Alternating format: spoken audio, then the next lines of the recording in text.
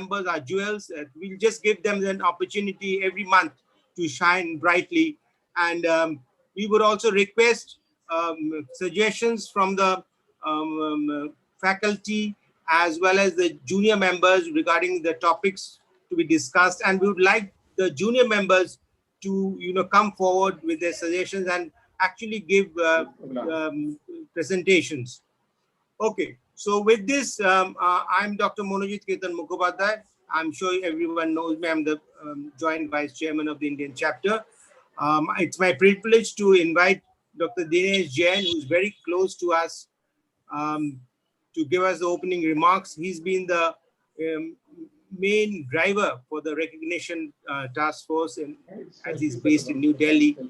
And it's been a real uphill task and challenge, which we haven't overcome as yet, but we are hopeful. We had a series of meetings with the officials in Dublin, and hopefully things will be straightened out in the next few months. So Dinesh, are you ready? Yeah, I'm ready. There's some problem with my video. I'll just speak then. There's some problem with the video actually. You start off. Okay. Over to the Dinesh Jain. Yeah, good morning and warm greetings to all the distinguished ladies and gentlemen of the medical fraternity gathered here today on this pleasant October morning. Firstly, my congratulations to the Indian chapter of the Royal College of Physicians of Ireland, headed by our chairman, regional advisor, Dr. Sabyasachi Ray, and a very dynamic, supportive team of distinguished senior fellows, Dr. Monojit Ketan Mukhopadhyay, Dr. Sujoy Mazumdar, and Dr. Sagarika Mukherjee, and others, for organizing this monthly webinar on behalf of the Royal College for the promotion of medical education and clinical skills in the Indian subcontinent. Centuries ago, the great Indian philosopher Socrates had very rightly said, "The only good is knowledge and the only evil is ignorance." As you are aware, the MRCPI, the membership of the Royal College of Physicians of Ireland, is recognized around the world as an international benchmark of excellence in medicine, opening up new opportunities for career advancement. By successfully completing the MRCPI examination, you are joining a global network of respected physicians whose roots date back to 1654. It also sets you on the pathway to fellowship of the Royal College, a career milestone in itself and an international benchmark of professional excellence. Our fellows are experienced hospital consultants who have substantial contributions to their specialty. Globally, there are over 11,000 fellows, members, licentiates, and trainees in 84 countries. Today, we are in the midst of a new age of discovery, and there is unending information, knowledge, and technological ferment. At the same time, we have the rather disturbing feeling today that the Wuhan coronavirus is here to stay for the time being. Therefore, webinars like this one are the need of the hour for disseminating and sharing practical knowledge and wisdom amongst clinicians, so as to equip them to effectively face the day-to-day challenges in clinical work. Even though clinicians today have to face the daunting task of diagnosing and managing so many complicated conditions, yet it is heartening to note that the management of anemia, hyperuricemia, and many endocrine disorders is now quite streamlined with the availability of tools for accurate and early diagnosis and a basket of effective therapeutic options. The appropriate management of anemia, hyperuricemia, and endocrine disorders today is not only a question of timeliness, but also of fine-tuning the treatment with a multi-pronged attack consisting of pharmacological as well as non-pharmacological measures like counseling and psychosocial rehabilitation and lifestyle modifications for improving not only the quality of life, but also the happiness quotient. And this in turn will surely have a positive effect as far as the lifespan of our patients is concerned. Wishing you all a very fruitful and enriching update today. I will now conclude with Tirthankar Mahavir's words of wisdom. Knowledge illuminates all. Thank you very much. Thank you, Professor D.G. Jain, eloquent as usual. So it's my next privilege to welcome Dr. Sabyasachi Ray, Chairman, Indian Chapter and Regional Advisor for the RCPI, to give the welcome address. I think I cannot see myself or the pictures at this stage, but can you hear me? Yes. Yeah, we can hear you. I'm not sure what's going on, but anyway, I'll carry on. Once again, I welcome you all on behalf of Indian chapter, Royal College of Physicians of Ireland. It's a proud privilege for me to represent this college who has crossed 365th year this year and still going, moving on. And we, the Indian chapter, since inception, in 2005 has been very active in organizing the examinations, MRCPI, and as well as organizing CMEs in different parts of India by ourselves or in association with other organizers like API and in different different cities of Kolkata, like Kolkata, New Delhi, Mumbai, and Chennai, as well as neighboring countries like Bangladesh. But unfortunately, due to this global pandemic of COVID-19 since March, our life was completely devastated by this professionally and socially, and we're completely bogged down with this, and no further academic exercise could be done. Therefore, in the later part, we decided to at least start with this webinar and unlike the CME and get going. And therefore, we started from the last month, and it has been quite successful, as you know. And we hope this one would be successful as well. And I'm sure the eminent speakers today will give you enough knowledge and on the subject of their own, and it will have a very useful take-home message from now on. So without further delay, I'll ask the Dr. Manojit Mukhopadhyay to take over and start the ball rolling. Thank you very much, Dr. Subhachi Ray. Devashish, can I have the slide for Dr. Shorbani Sengupta, please? So we start with the first topic, which is on hyperuricemia. Our chairperson, Dr. Shorbani Ruddo Sengupta. She's the additional Chief Health Director, Head of Department of Medicine and in charge of Rheumatology, B.R. Singh Hospital for Medical Education Research, Eastern Railway, Kolkata. And obviously, she's a specialist in rheumatology, one of the few specialists we have in our group. And she had several publications, national, international journals. And she's also the vice chairman of the West Bengal branch of the Indian Rheumatology. I think we need to look at the commitment of the ICRCPI members, and in spite of a very recent bereavement in her family, she still agreed to join our session. So over to Dr. Shorbani Sengupta to introduce a speaker for the first topic on hyperuricemia. Dr. Shorbani Sengupta, please. Thank you, Dr. Mukhopadhyay, for inviting me to chair this very important session on hyperuricemia. And but at the outset, I must also thank Dr.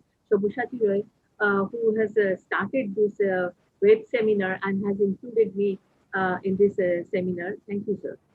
So today's topic, hyperuricemia, is a very, very interesting and challenging one, as it has certain issues.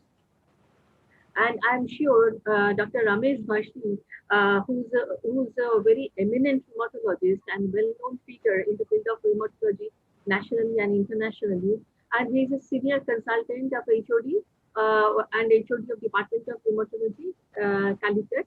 So he is also the director of medical education and president of the Kerala chapter of IRA, and he has a lot of achievements and great,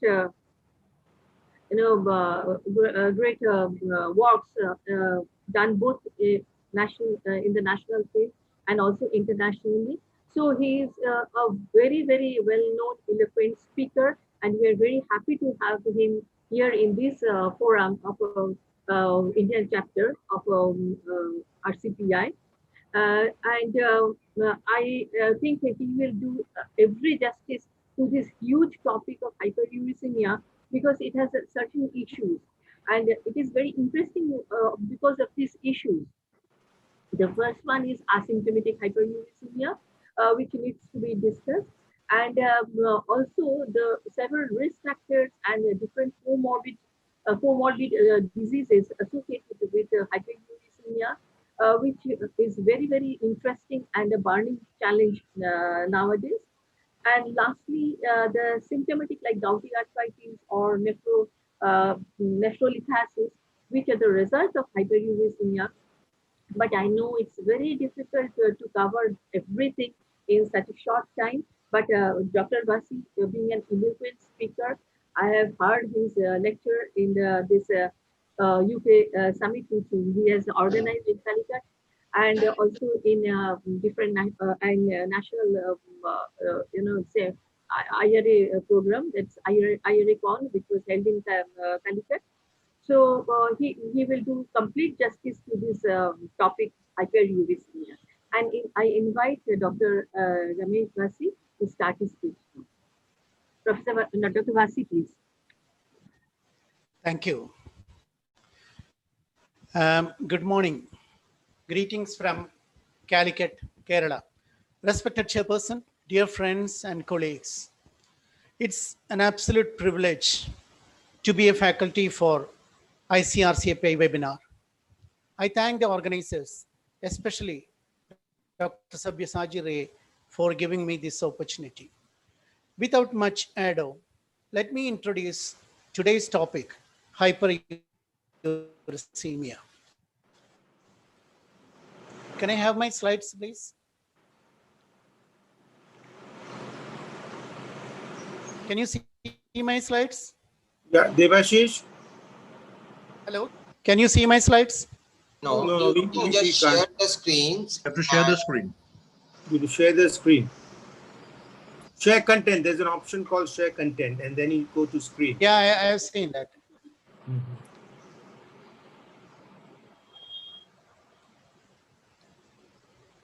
Can you see it now? Yeah, it's just coming. Give us yeah. Okay. Yeah. Just make it. Can you see it? You have to Yeah. go into the slideshow board. Yeah. Now okay. it's fine. Now, hyperuricemia is a state of abnormally elevated uric acid in the blood. This is a very vast topic. And today, I am approaching this topic from a different angle, highlighting 10 points you should know of hyperuricemia so as to have a focused discussion. In the next 20 minutes, I'll be discussing these 10 points related to hyperuricemia. One of the most important effects of hyperuricemia is gout, which is one of the oldest diseases known to the mankind. History of gout. Hello? Yes. Can you hear me? Yes, you are audible. Hello? Yeah. History of gout is literally history of medicine. And it is a fascinating experience to go through the history over the last 2005 years. And I'm sure that experience will make you feel humble when we realize how this knowledge evolved over years through speculations, hypotheses, and experiments of great men who devoted their entire life for this knowledge. It was Hippocrates who first described the gave the first clinical description of gout, 400 BC. Then Galen described the tophi, and uric acid was thought of as the cause of gout. It's suggested by the cause of gout by Alfred Garrett in 1900. Beautiful description of Thomas Needham, written 350 years ago, which still holds true for an acute attack of gout. We had the first successful medicine, allopurinol, in 1963, followed by febuxostat in 2009, and then pegloticase was approved by FDA in 2010. Now, this is the Thomas Sydenham's description of acute attack of gout, which is one of the most beautiful description in medical literature. And it was thought the gout, the word came from the Latin word gute, which means drop. It was thought that an acute attack of gout is due to the poisonous drop dripping over to the joint.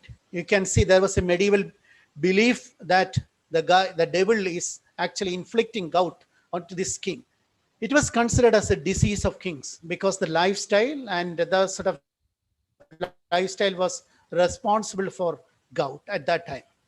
And you can see the king mounting on a horse with chronic gouty arthritis of his feet. Now, hyperuricemia, as I said, is an abnormally high level of uric acid in the blood.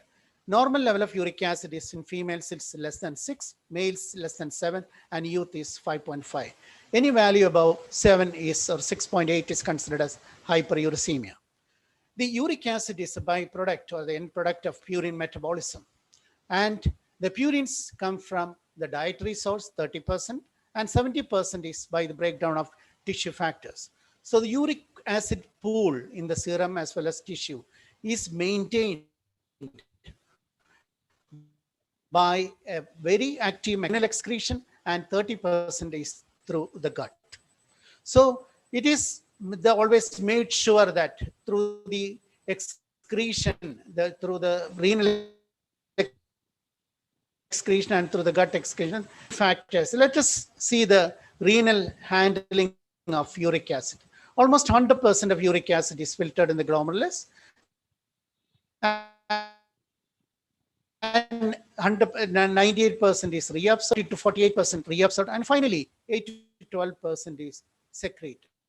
So this is basically the renal handling of uric acid, which mainly happens in the proximal convoluted tubule. Uric acid generated either by overproduction or by underexcretion. Hyperuricemia is either by overproduction or by underexcretion. Most of the causes of hyperuricemia is through underexcretion, 90% of causes. And there are rare causes like tumor lysis syndrome, malignancy, and enzymatic deficiency, which causes overproduction of uric acid. Hyperuricemia results when, as I said earlier, the excretion is affected. And now we know that the classification, coming to the classification, and second, renal excretion, under excretion.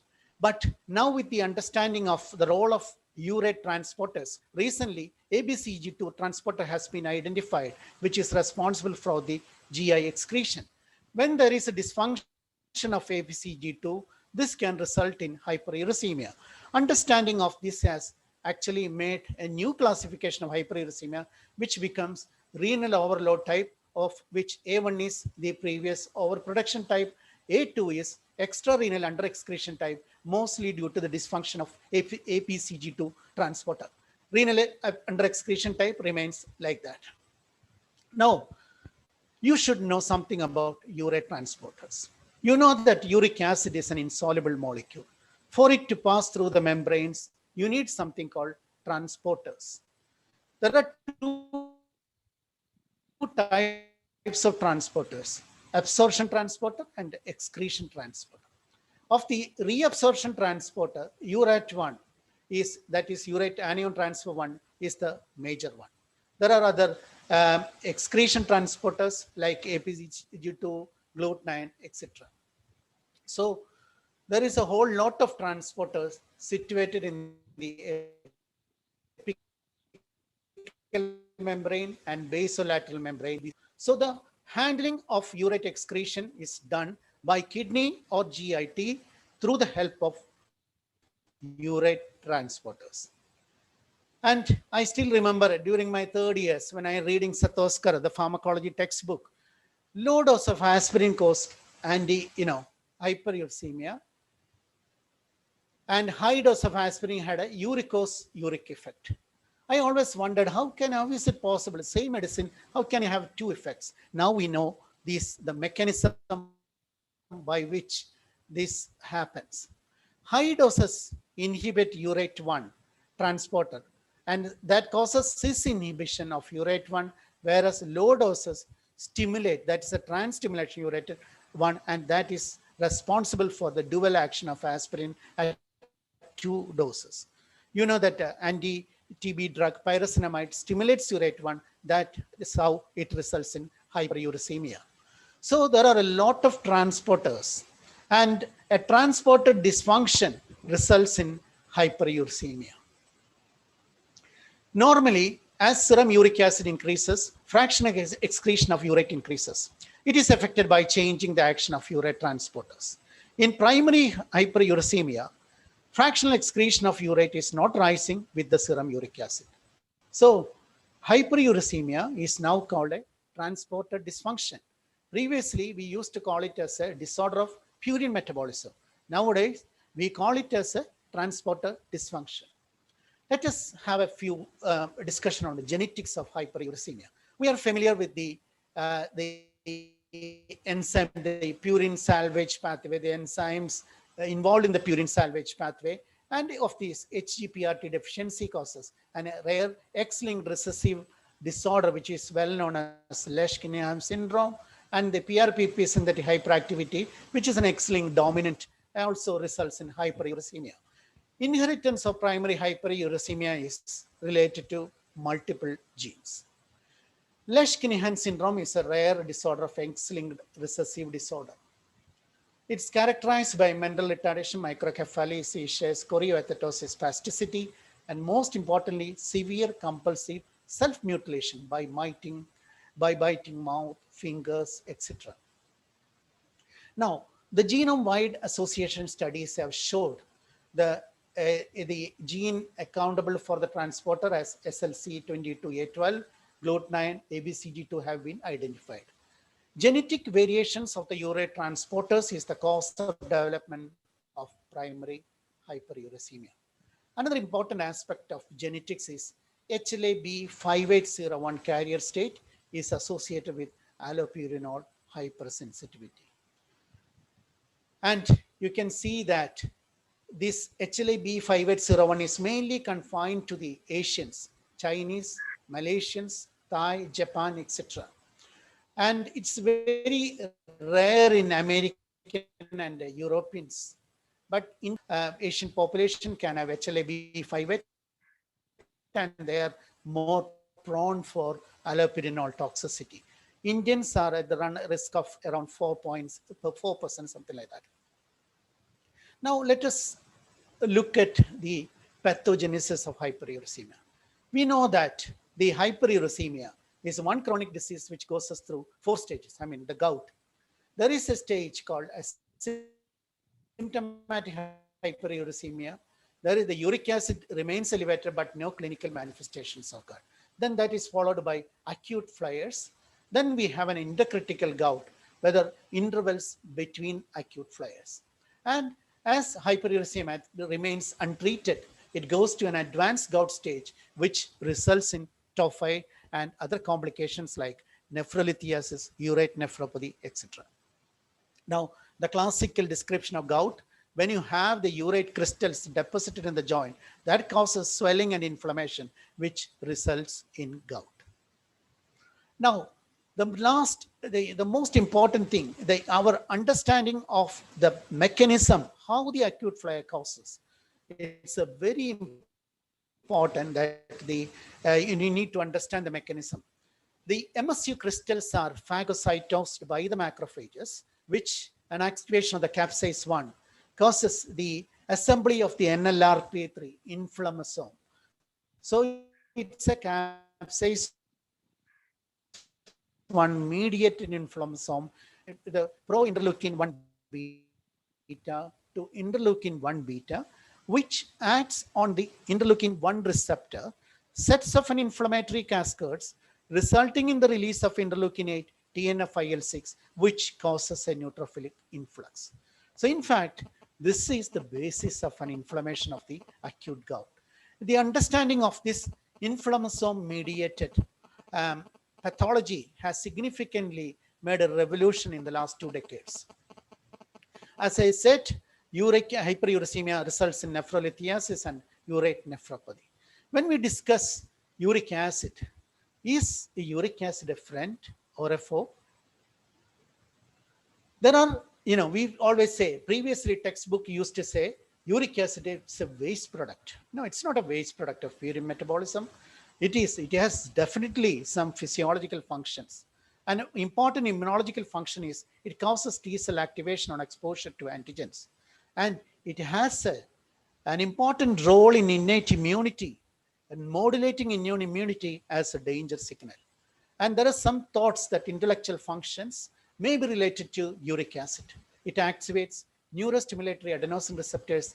And we see that there is a tendency for lower frequency of multiple sclerosis, Parkinson's disease, and Alzheimer's in hyperuricemic individuals.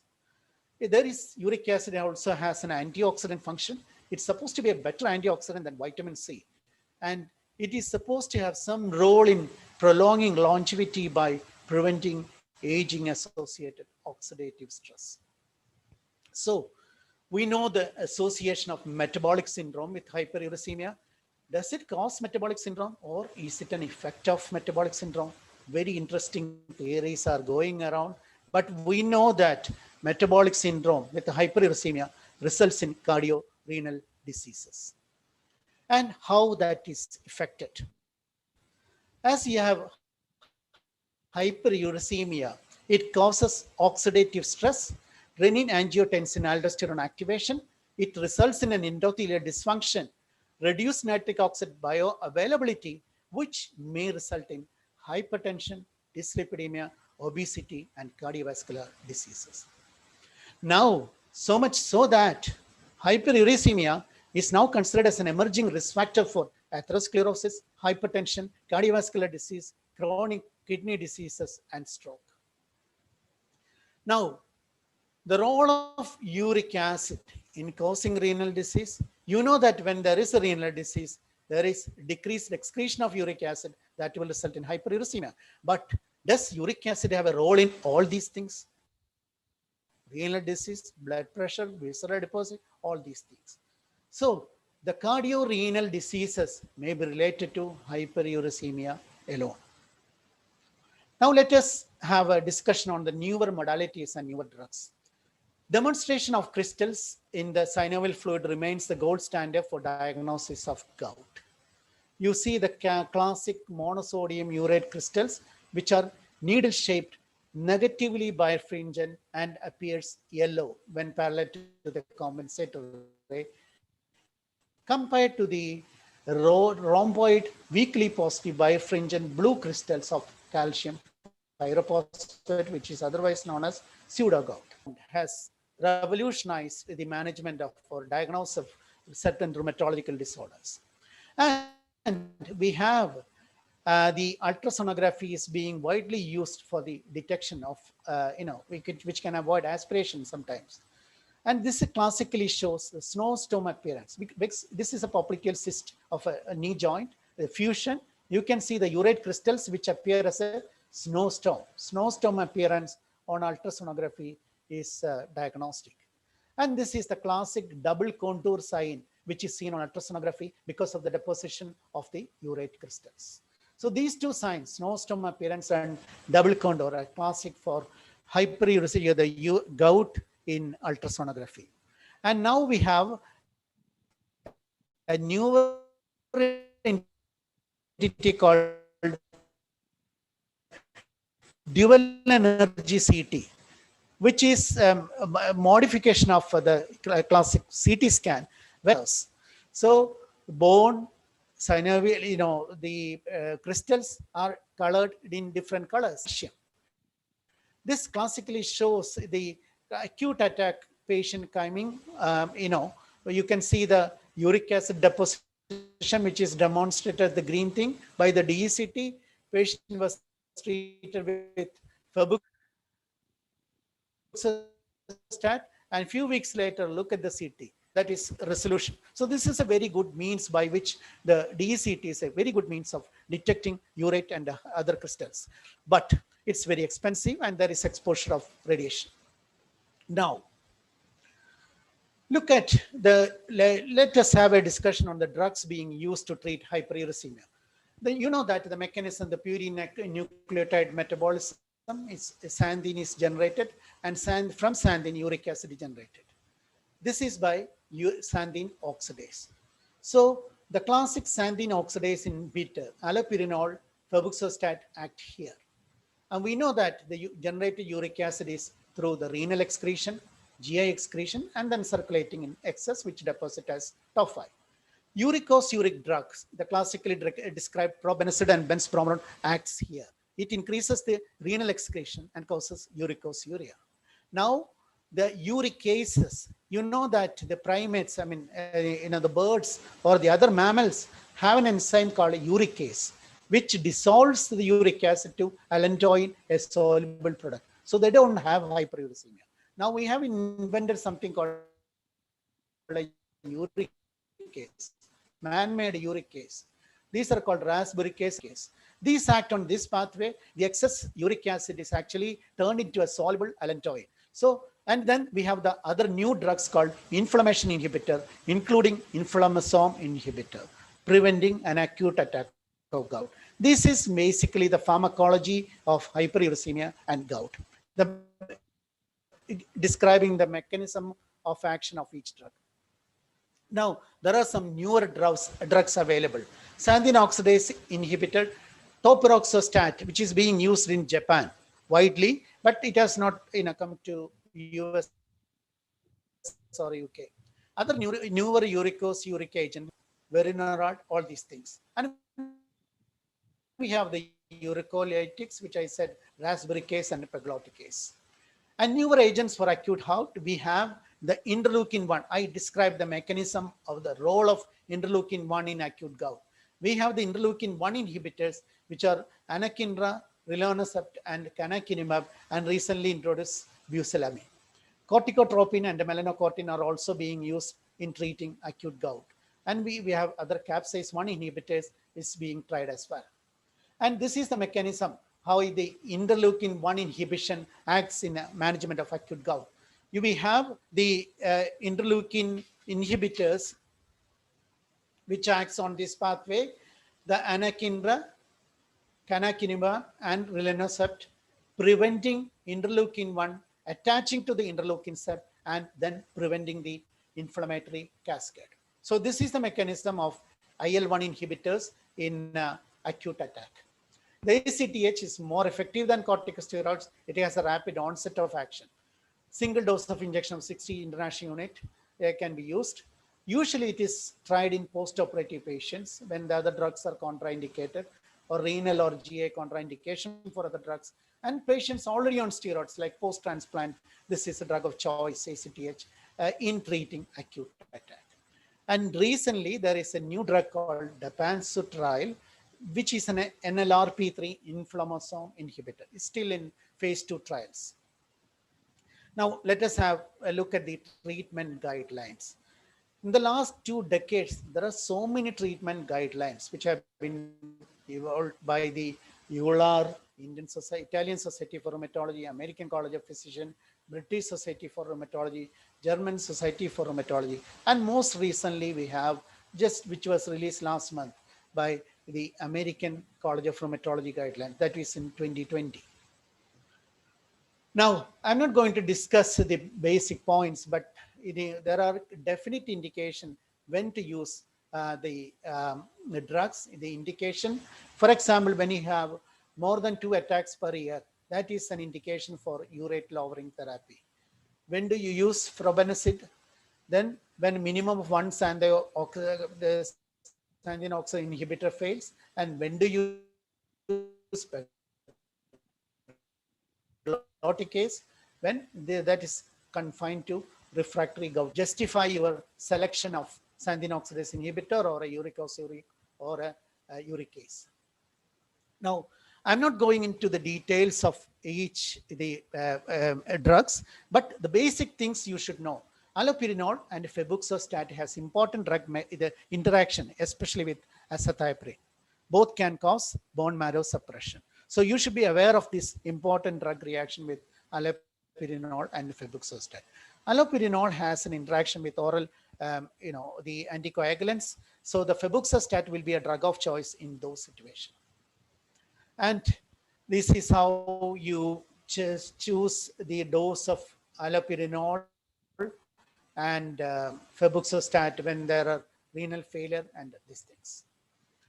The anti-inflammatory, when you have somebody with an acute attack, we treat the patient with either steroid, colchicine, or NSAIDs, and that then followed by a urate lowering drug.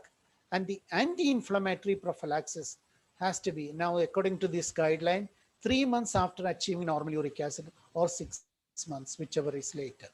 The usual anti-inflammatory prophylaxis consists of a low dose of NSAID or a colchicine or steroid. Now let us briefly summarize the optical pharmacological gout management. When you have somebody with acute pain, what you need is a controlling pain and inflammation. So the acute control of, the control of pain, you can use NSAIDs, colchicine, or steroids. And reducing the urate burden, you can use either xanthine oxidase inhibitor like allopurinol, febuxostat, or a uricosuric like probenecid. And very rarely in refractory cases, you can use uric acids. And the anti-inflammatory prophylaxis, low doses NSAIDs, colchicine, and steroids. Now, a word on asymptomatic hyperuricemia. Serum uric acid concentration more than 6.8 with no prior gout flares or subcutaneous tophi is defined as asymptomatic hyperuricemia. There is a lot of discussion on whether to treat asymptomatic hyperuricemia or not to treat. This is an ongoing debate. And the reason why this is being, now the ACR does not advise pharmacotherapy for asymptomatic hyperuricemia. The reason why they said, if you have a, it's only 5 to 10% of patient who develop gout on follow-up on a asymptomatic hyperuricemia. But if you are 100 people listening to this talk, and you know that you have a hyperuricemia, you know that you may develop the other complication related to hyperuricemia. Do you want to treat or not? That is the question. So if you feel that, okay, the people listening, 100 people listening to this talk, if you are one of those 10 who is going to develop complication, do you want treatment or not? This is the question. And unfortunately, so far we can't identify those 10 people who are going to develop complication. Until that happens, the general consensus of opinion will be that there is no need for treating asymptomatic hyperuricemia. But the controversy is still going on with hyperuricemia. We still haven't sorted out whether it's a friend or foe. And the hyperuricemia and metabolic syndrome, is it a cause or effect? Now we know that it is a cause. Asymptomatic hyperuricemia, treat or not to treat, I think it's individual, discretion. Febuxostat, cardiovascular toxicity. One paper on the CARES trial showed that febuxostat is a cardiovascular toxic drug, but later on circulation paper showed that it is not so. This controversy also have to be sorted out. And one of my personal perspective, you know that the mutation happened some 15 million years ago. That is why men have hyperuricemia. Birds and other mammals do not have hyperuricemia. So what was the selective advantage of having 10-fold higher serum urate level compared with other mammals? Was it related to the development of cognitive abilities? That is how the men became more intelligent compared to other mammals. Did it serve as a protection against infectious agents of those times? Because you know the role of uric acid in innate immunity, and whether the parasitic infections at that time, did it give a protective role? And did it buffer the effects of oxidative stress and contribute the present day longevity? So compared to other mammals, why the men are long living? Is it because of this? Now my point here is, now we are saying we are going through a pandemic of COVID-19, and the COVID-19 is affecting people with metabolic syndrome. Obese persons with cardiorenal diseases are being affected more. And we know that the mortality is more in those people. Has another selection begun here? This is my personal thought. And I'm extremely curious to know what sort of species will be walking or swimming or flying on this earth 15 billion years later. Thank you. Thank you. Thank you. Thank you, Dr. Vasi, for your very eloquent and elaborate discussions on hyperuricemia, still a controversial subject. You have managed every points very nicely within this stipulated time. There are a few questions. First, from Dr. Monojit Mukhopadhyay. He wants to know whether febuxostat is better than allopurinol or not. And the second one from him is when to aspirate the joint. So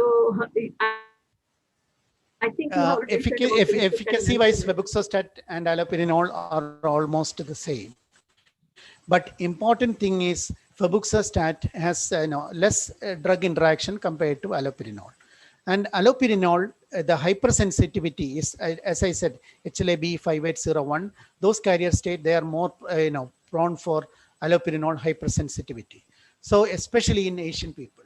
So in these cases, I think febuxostat will be a drug of choice compared to allopurinol. Otherwise, according to the ACR guideline, allopurinol should be the first line drug in treating a urate lowering drug. Yes, sir. So, would you recommend in suspected patients or the patients who had a previous drug reaction to go for this HLA 5801 test? Allopurinol, I mean, most of my patients I use a lot of febuxostat compared to allopurinol because once years ago I had a very bad experience with allopurinol hypersensitivity reaction, and it's a cheaper drug compared to febuxostat, but at the same time you can't predict this allopurinol. We can't have a means of checking HLA-B5801. In US it is costing around $200 or something like that. It's not available in India. So it's very difficult to anticipate whether your patient is going to develop allopurinol hypersensitivity or not. And efficacy wise, I think it's same. And the dosage convenience is more for febuxostat. It's a single drug, single dosage, 40 or 80 milligram can be given as a single day. And titration in renal failure, allopurinol dose has to be adjusted according to the renal GFR. So considering all this, I always choose febuxostat as a first line. But yes. Yeah, and one more thing, this guideline which I mentioned, the American College of Rheumatology guideline, and you must remember that in America the genetic variation HLA-B is very, very low, but in Asians and Indians it's slightly higher compared to US. And now the Asian Pacific League Against Rheumatism is coming up with another guideline and considering this problem. And they are going to come up with a guideline in which febuxostat may be the first line urate lowering drug.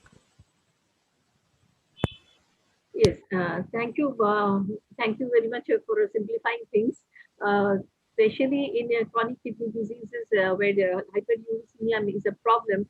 Then there obviously we prefer the first line febuxostat.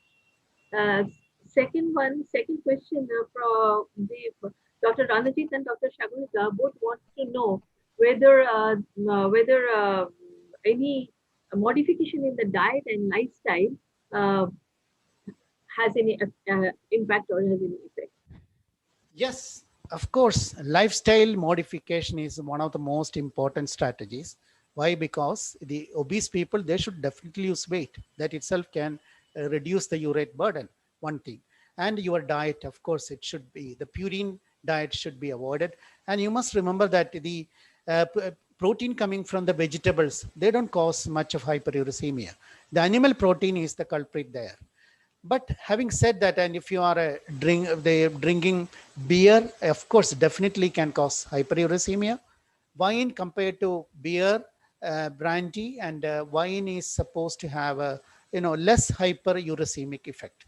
So this is about the diet. So definitely lifestyle modification by reducing weight and improving your diet is a must. But at the same time, you must realize that it's not just a dietary factors alone which is responsible for hyperuricemia. So you may need drugs as well in certain cases. So lifestyle modification, definitely, yes, a big role. Yes, Dr. Shagulika. There's another question about colchicine. Yes. Colchicine, how does it affect? And I also want to highlight whether which cases you prefer colchicine to start with. Colchicine is, I said, it is basically an inflammasome inhibitor. So I said the last part of the interleukin one, the role of it prevents the migration of neutrophils into that inflamed site. That is a mechanism of colchicine. Colchicine is very useful in controlling an acute gouty attack. So you start with colchicine, and then initially 0.5 milligram, which is given every what we usually do is give it 3 times a day. Initially, day 1, and then day 2, along with an NSAID, and then subsequently dose is reduced 0.5 milligram to. You don't previously it was thought you continue with colchicine until the patient develops diarrhea. Yes. It's no longer the practice. You shouldn't produce a diarrhea with the colchicine. It's no longer the practice. You give it 0.5 milligram BD, but as I said in the guideline, it should be continued for not previously it was thought 4 to 6 weeks, but now they recommend 3 to 6 months. So following an acute attack, colchicine should be continued, and then you introduce urate lowering drugs like febuxostat or allopurinol, which is continued. So this is the management of gouty attack, and the role of colchicine is mainly as to controlling acute attack and also as an anti-inflammatory agent during the hyperuricemic phase. Dr. Abhilash Tiwari has asked whether you have experience with pegloticase. Sorry, pegloticase? Yes. No. I haven't used pegloticase yet. It can cause severe infusion reactions sometimes, and usually given with the methylprednisolone and antihistamines. I haven't used pegloticase yet, but most of it's very confined to refractory gout patients. So I still haven't used it. No, I don't have any personal experience. Yes. Lastly, the very important and controversial the subject or issue which we have discussed is whether to treat or not the hyperuricemia. And you have rightly said as per ACR guideline that we should not treat, but we always have to keep in mind about the kidney and the heart. Yes. Because a prolonged hyperuricemia may have adverse effects on kidney and heart. So this nephrologists, they always prefer to treat, but we don't advocate. I'm treating this asymptomatic hyperuricemia. I still feel that we have known only less than 60% of about the uric acid metabolism, the purine metabolism, and whether to treat hyperuricemia or not, it's in that stage. We need more evidences, and for next coming years we will see more and more development, and probably we may change this practice. Yes. Thank you. If there is no any other question, I don't see any question here. Okay, thank you, Dr. Shorbani Shengupta and Dr. Vasi. There are a lot of questions in the chat box as well as question answer. I would request the speaker to type in. Most of the questions that Dr. Vasi has explained in his talk. So if both of you have a look at the question answer and the chat box, and you can type in the answers for which you haven't been, because in the interest of time. Okay, thank you very much. Thank you. So Devashish, can I have the slide for the next session, please? So thank you, everyone. And so we move on to a topic on hematology. This is a subject which is, I don't think we've ever touched upon in the last 10 years of our CME in the RCPI. And we hardly get any speakers on that. So we are privileged today to have two, one a very experienced chairperson, Professor Konjapka Ghosh, who we got acquainted very recently. But you can see from his CV, he's one of the pioneers in hematology from Kolkata, and he has a lot of experience in bone marrow transplant and stem cell research. And to give the talk on this is a very young RCPI member, Dr. Gopal Chattopadhyay, who's working in St. Heliers Hospital in London. And so over to Professor Konjapka Ghosh, just to remind him that because hematology is a dearth subject, we've given 25 minutes to Dr. Gopal Chattopadhyay and 10 minutes for discussion. Over to Professor Konjaka Ghosh, please.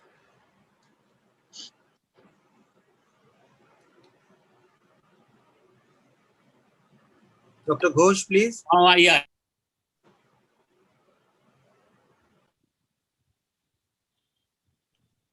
Please unmute yourself. Yeah, All of you. Yeah. Can you hear me now? Yes. Yes. Thank you very much. Now, to introduce the next speaker, who is be speaking on a subject on which I have no idea, because he Wrong has slide. Is the wrong slide? because he has kept the topic very elusive. So let's hear. And he has graduated from Kolkata, had done his MD medicine from Kolkata, and is working in a London hospital in the subject of hematology. And as in the morning, we are thinking this early morning in his place, and we are very eager to hear him. So let's hear him first, and then we will go ahead.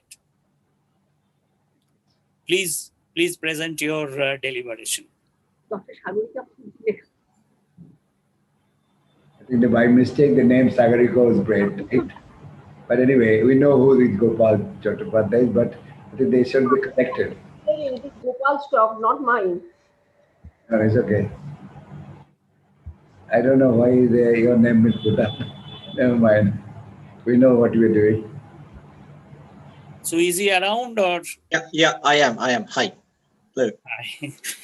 Please tell us about your elusive topic. Sure. Thank you, sir. Right. Thank you so much, everybody, and thank you for giving me an opportunity to speak over here.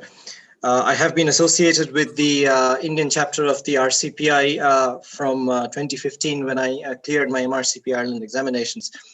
It has been a very close-knit family, and I find it a personal honor to present here today in front of an August gathering, definitely, and a lot of people here who have been not just my mentors, but even teachers who have guided me through a very arduous journey over the last few years. But to jump straight back into the topic, as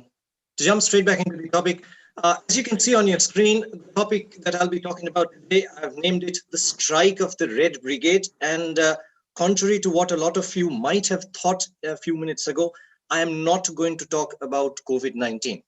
No, this is the strike that I'm talking about is not really, does not mean attack, as a lot of you might have thought in the context of the current pandemic. But it means the other meaning, which is basically a cessation of work. And the Red Brigade that I'm talking about is not really the Communist Party of China, but is our very own red cells. So, right, I think anemia, as everybody's mentioned, is something which is a little obscure, not really because it is very rare, but probably because it is so common that everybody finds it in his or her day-to-day practice. It is common, and therefore it is oftentimes overlooked. I would think, as in every general situation, it is good to start with a small definition. Anemia can be defined as the reduction in the hemoglobin concentration below the lower limit of the range, normal for the age and sex of the individual. It is not something that any of you don't know, but nonetheless, I'd like to draw your attention to a few crux words, which is we're talking about a range, we're talking about a value which is lower than the range, and we're talking about a range which is normal, specific to the age and sex of the individual. Now, what happens when you or I are faced with a patient who either presents with anemia as the presenting complaint or with anemia in the associated findings?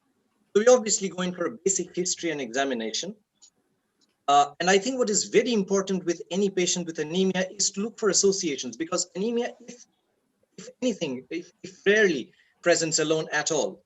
So sometimes the associations can point a finger towards what really can be the causative factor for the anemia. So we follow it up with basic blood tests. We go on to the next level of tests, which would involve radiology, etc.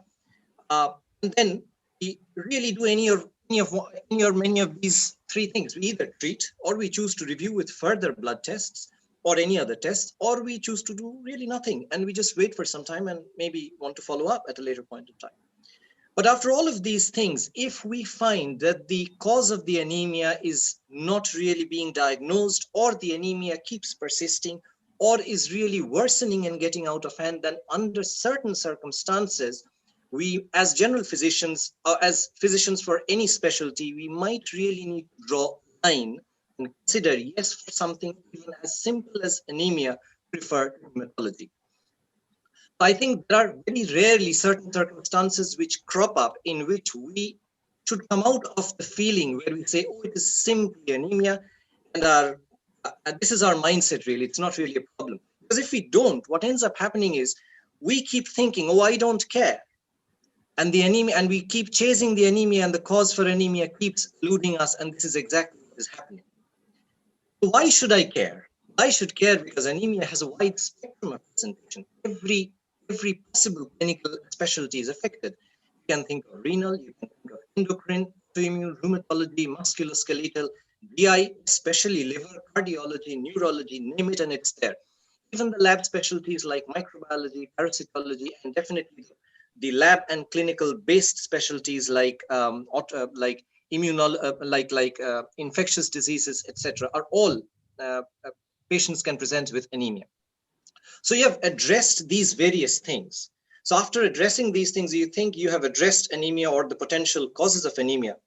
But why should I still care?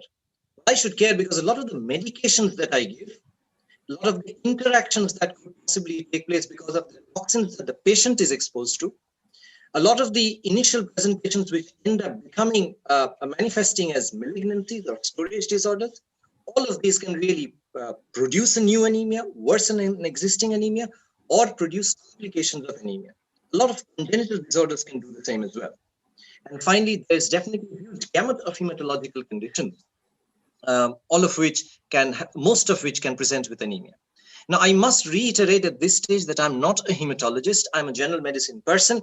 And it is definitely difficult to touch upon every different type of anemia and what to do for them. So what I'll try to do is try to give a general medicine's perspective with a few case snippets. Now, these case snippets are not mine and they are not case details. So I will just about give you the few relevant points and try to show you how sometimes something as simple as anemia can be quite flummoxing. It is important to note that sometimes a logical stepwise approach might not help, and a little bit of lateral thinking might really be beneficial towards the end. We start with the case vignette 1, in which we have a 61-year-old lady who presented with fatigue, worsening shortness of breath, declining mobility, and she had no history of fever. She was always on the thinner side. On examination, she was found to be pale with oral candidiasis, no lymphadenopathy, no hepatosplenomegaly. Sugars were normal, so diabetes was not a cause for her problems. Tests revealed hemoglobin of 5.4, white cell count of 2500 with definite neutropenia at 500. Platelets were normal at 4.1 lakh. Blood film was unremarkable, except of course for showing the degree of anemia and leukopenia. Vitamin B12 and folate were low, and ferritin was normal. So she was obviously started on B12 and folate replacement, and a few weeks later on follow-up, she returned feeling mildly better, and the hemoglobin had now improved slightly. 3 weeks after this, the hemoglobin drops further at 6.4, and the neutrophil count is now lower than the initial presenting value of 500 and is now dropped to 400.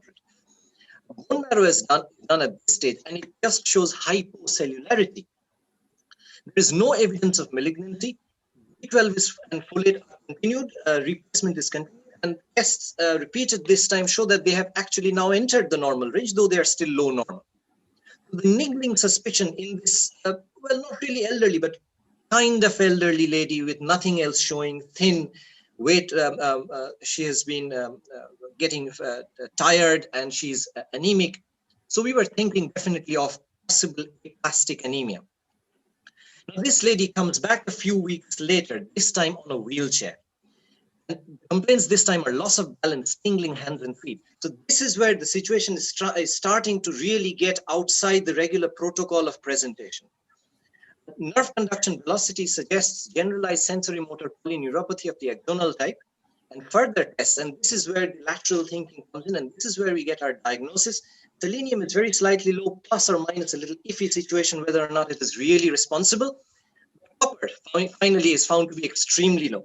Now, the reasons why copper was low and what was tested subsequently to determine the cause for that is really outside the scope and purview of this presentation. But I think it is important to highlight that a lot of other conditions and a lot of could potentially lead to and or present with anemia as a major problem and would need a lot of lateral thinking as well. We come now to our second case of the day. It's a 21-year-old gentleman. Now, when we say 21-year-old male, we're normally thinking of fit, healthy, and active individual.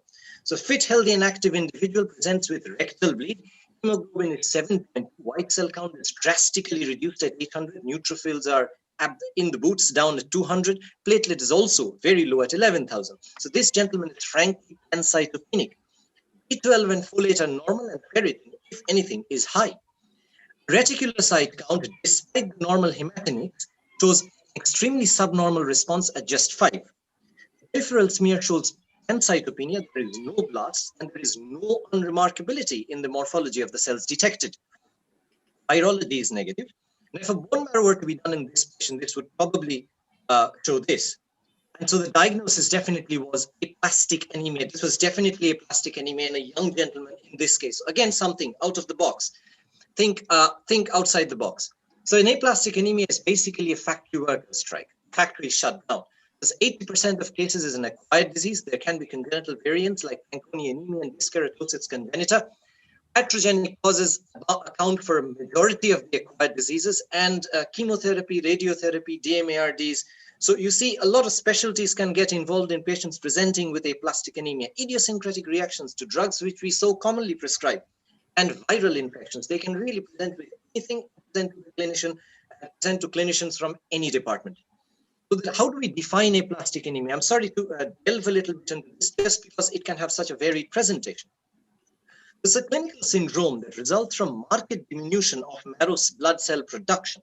Classically, there is anemia and reticulocytopenia, which is the red cell lineage, granulopenia and monocytopenia, which is the white cell lineage, and thrombocytopenia, which is the platelet lineage.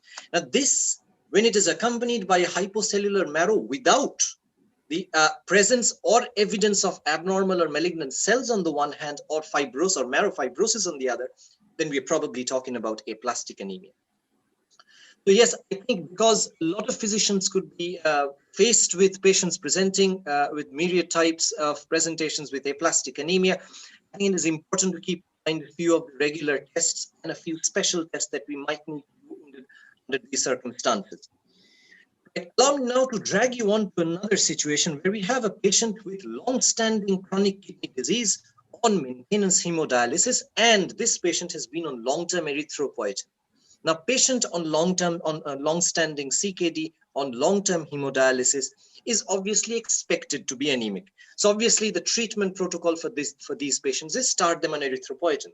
So when I say long-term, and I don't qualify this any further, I trust you understand that this patient's anemia, though not grand, has been fairly stable with the erythropoietin.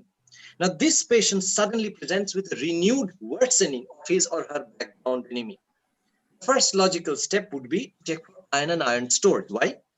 Erythropoietin is basically just staffing in the factory. So you put more people to work in the factory and you expect the factory to produce. But however, if the raw materials are not available, no matter how much staff you increase, the factory is not really going to be able to produce much. So you must at all points of time keep in mind that when you increase the staffing in the factory, you also increase the raw materials to account for improved production. So we check the raw materials, iron and iron stores, and they come back to be normal.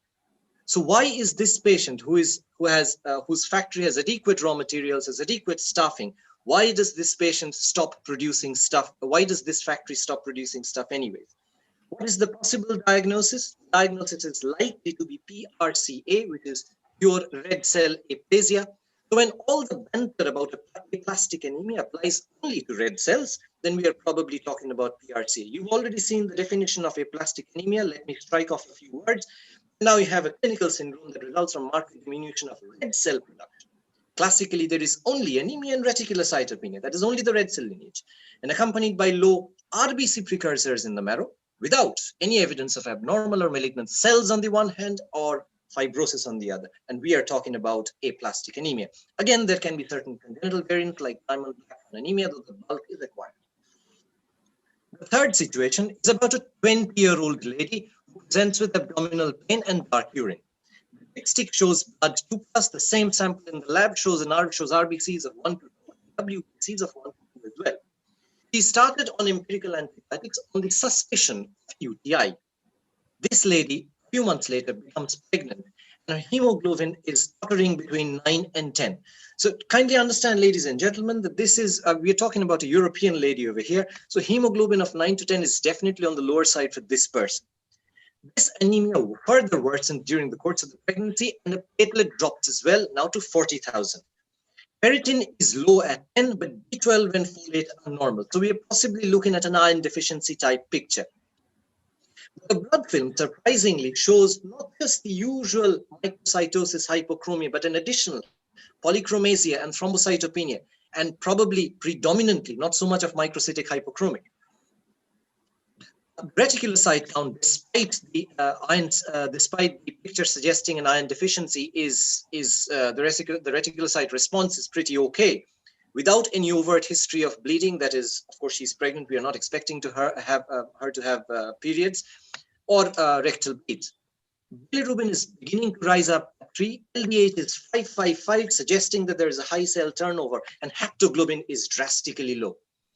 That or the direct test is found to be negative. After 34 weeks, she is finally referred to a hematologist. Cytometry reveals a significant population of abnormal cells. The diagnosis in this case, as you can understand from the slide, is probably paroxysmal nocturnal hemoglobinuria. Now, why am I talking about PNH in a GenMed conference? Is because I think the presentation, it presents to a gynae department, and this patient, I think the crux points that should lead you to suspect or consider PNH ahead of the diagnosis is probably this. When you have a dipstick showing blood 2 or 3+ and a microscopy showing only 1 to 2 RBCs, there is probably something in the blood that is positive for, that is testing positive, something in the urine that is testing positive for blood in the dipstick, but is not RBC. So in this case, it is free hemoglobin, which is definitely the hallmark of paroxysmal nocturnal hemoglobinuria. Right? So how do we approach to a situation where it is not just a simple anemia? You obviously have to take details of history, drugs, toxins, allergies, previous reactions, travel, family history, rash, get the patient to describe the rash, even if it's not present at that time, recent changes, including physical and mental, examination, especially hepatosplenomegaly, lymph nodes, rash, joints, urine, dip the urine, send the urine to the lab.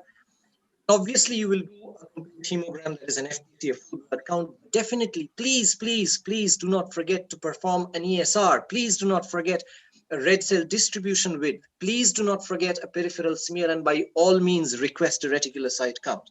Now, ladies and gentlemen, reticulocyte count is basically a poor man's guide to our sneak peek into whatever is going on inside the factory, which is the bone marrow. But is it universally true? Probably not, because if the raw materials in the factory are low, you can't really assess how good the factory is functioning. So what you do your usonics, you do your hematinics, which is the raw material. You try and ensure that those things are okay, they are well supplied, and then in a lot of cases, the reticulocyte count is a fairly good representation of what is going on inside the marrow. But that does not replace a bone marrow examination where required. Do a thyroid, do a liver function, urate, LDH, virology, and you could consider test, autoimmune profile, myeloma screen, radiology, parasites. The bottom line, what do we need to do? We need to remember Sherlock Holmes and keep an open mind. That's it, ladies and gentlemen. And before I end, I'm going to spend the next 7 to 8 minutes talking about a case that I was personally involved in. I call it the case of the vanishing blood. We have a 79-year-old gentleman who has a background of mild anemia, kindly note, for many decades. So he has been stable on this. He's not troubled by it. And this gentleman presents suddenly symptomatic since June 2019. Tests reveal an iron deficiency type of anemia, but extensive investigations do not manage to reveal any cause for the iron deficiency anemia. There is persistent and slowly progressive anemia, despite multiple RBC transfusions and multiple IV iron infusions. He's finally referred to hematology in November 2019. So he presents in June after 6 months of adequate and extensive investigations. 6 months later, he's finally referred to hematology. Why? For anemia. So his comorbidities include medical background of IgG type MGUS, which is monoclonal gammopathy of unknown significance, high BMI with obstructive sleep apnea, ischemic heart disease, angiodysplasia, atrial fibrillation, and low levels of factor 12. But kindly note, ladies and gentlemen, that was detected way back in 2004, not 14. That is not a typing error, yeah? Right. And this gentleman had multiple surgeries, bilateral total knee replacement, thyroid nodule excision, permanent pacemaker, coronary angiogram, appendicectomy, dental and eye procedures, so multiple surgical challenges without any history of perioperative bleeding complications. So despite decades of anemia, this patient has tolerated multiple surgeries, some of them quite big. He was previously on aspirin, which was switched to warfarin. Yes, not added to, but switched to warfarin on the diagnosis of atrial fibrillation, presumably because of the baseline very low levels of hemoglobin, or rather not very low, but low levels of hemoglobin. This he continued for 5 years. So he has tolerated aspirin. He has tolerated warfarin for 5 years. And then towards the beginning of 2019, he was switched to apixaban. So is apixaban the culprit? Unlikely, because he was switched to apixaban in January 2019, and June 2019, he starts becoming symptomatic. However, this apixaban was, of course, withheld well before he was finally referred to hematology because, of course, there was a progressive anemia. There was no family history of bleeding or of any hematological disorders. In the extensive investigations that he'd had ESRs, B12, folate, peripheral smear, thyroid, liver, usinase, including erythropoietin levels, virology, and trust me, ladies and gentlemen, all of these were non-contributing. Now, the first month that he presented, that is June 2019, due to a progressive nature of his anemia, of course, in an elderly gentleman, we're talking 79, 80 years old, and we don't think the rectal examination was negative for melena, but still, you know, people think that what if there's something that we have missed? And he was referred for an upper GI endoscopy. He had his first, kindly note this word, first upper GI endoscopy, June 2019, and had angiodysplasia, and it was clearly documented there was no bleed. July 2019, persisting anemia, he had a second upper GI endoscopy. This reveals something new and something interesting, gastric antral vascular ectasia. And this is known to be a bleeder, something in which the blood oozes from the mucosa. So we were very happy, like we have found a cause finally. This was argon photocoagulated, but still things didn't stop. In August 2019, after 2 failed attempts at upper GI to diagnose the cause for anemia, the doctors finally got frustrated and said, well, colonoscopy this time, nil acute. September 2019, third upper GI endoscopy, just showed treated, gave, and nothing else. October 2019, frustrated gastroenterologist suggested capsule endoscopy, no bleed, nil acute this time as well. In this course of 6 months, in July 2019, he had a CT chest abdo-pelvis, failed to suggest any evidence of malignancy or bleed. In the same time, in September 2019, at some other center, he had a bone marrow examination, but that was nil contributory. Kindly note it was representative of marrow response to anemia, but was not contributory as to the cause. A myeloma panel was done on the blood test, and that in the context of normal kidney function, normal erythropoietin response, normal skeletal structure as determined on the CT scans, was really not pointing towards the MGUS having progressed to myeloma, frankly. So we were really now beginning to think of some weird and wonderful stuff. Were we looking at something like this? God forbid. Anyways, on examination, when he finally came down to hematology, he was definitely pale. There was increased BMI, nothing new, nothing interesting. Systems review was nil contributory. There was no rash. The full blood count, which was initially microcytic hypochromic anemia, had become normocytic normochromic with transfusions. There was no atypical cells. Hemoglobinopathy was not tested as the patient was extensively transfused. There was no evidence of hemolysis. There was normal INR, normal fibrinogen, reticulocyte response was appropriate, and as I've already said, erythropoietin as well was appropriate. So what was going on? We still had no clue. This was 6 months later when he's in hematology now. The first abnormal test that we detected was a mildly elevated APTT. Not that this wasn't seen initially, but this was ignored because it was so mildly elevated. But this time, because hematology didn't really have anything to go by, they decided to work on mildly elevated APTT. The next obvious logical step is to do a 50-50 mix, and we found that it was correct. This implied that there was a factor deficiency. So we proceeded with a factor assay. The factor 12 was done, it was drastically reduced, but surprise of surprises, values were comparable to values in 2004. So this was unlikely to be causing his problem. Factor 11 was also found to be reduced, interestingly. But values such as his is not known in literature to cause problems. But we really didn't have anything else at that time. In his case, therefore, was this the cause of his problems? The other tests had started to come back at that time, and we found a factor 8 level which had been significantly reduced at 29.1. Now, I wish to remind you, ladies and gentlemen, that factor 8 reduction is known as hemophilia A, but that is a congenital disorder. Here we are talking about a 79 to 80-year-old gentleman, unlikely to be talking about something congenital here. So is hemophilia A, is it possible that it can be an acquired condition? Yes, it can. But acquired hemophilia A is an extensively bleeding disorder. So patients present with joint bleeds, with abdominal bleeds, with severe skin purpura. And in those cases where it is an acquired hemophilia A, the factor 8 is destroyed by inhibitors, by antibodies, to even undetectable levels. This level of 29.1 was not corroborative with, definitely not hemophilia A, the congenital variant, and also not the acquired hemophilia A. But it was significantly and substantially low. We then tested the von Willebrand's factor. Antigen is basically the active moiety. This was found to be reduced as well.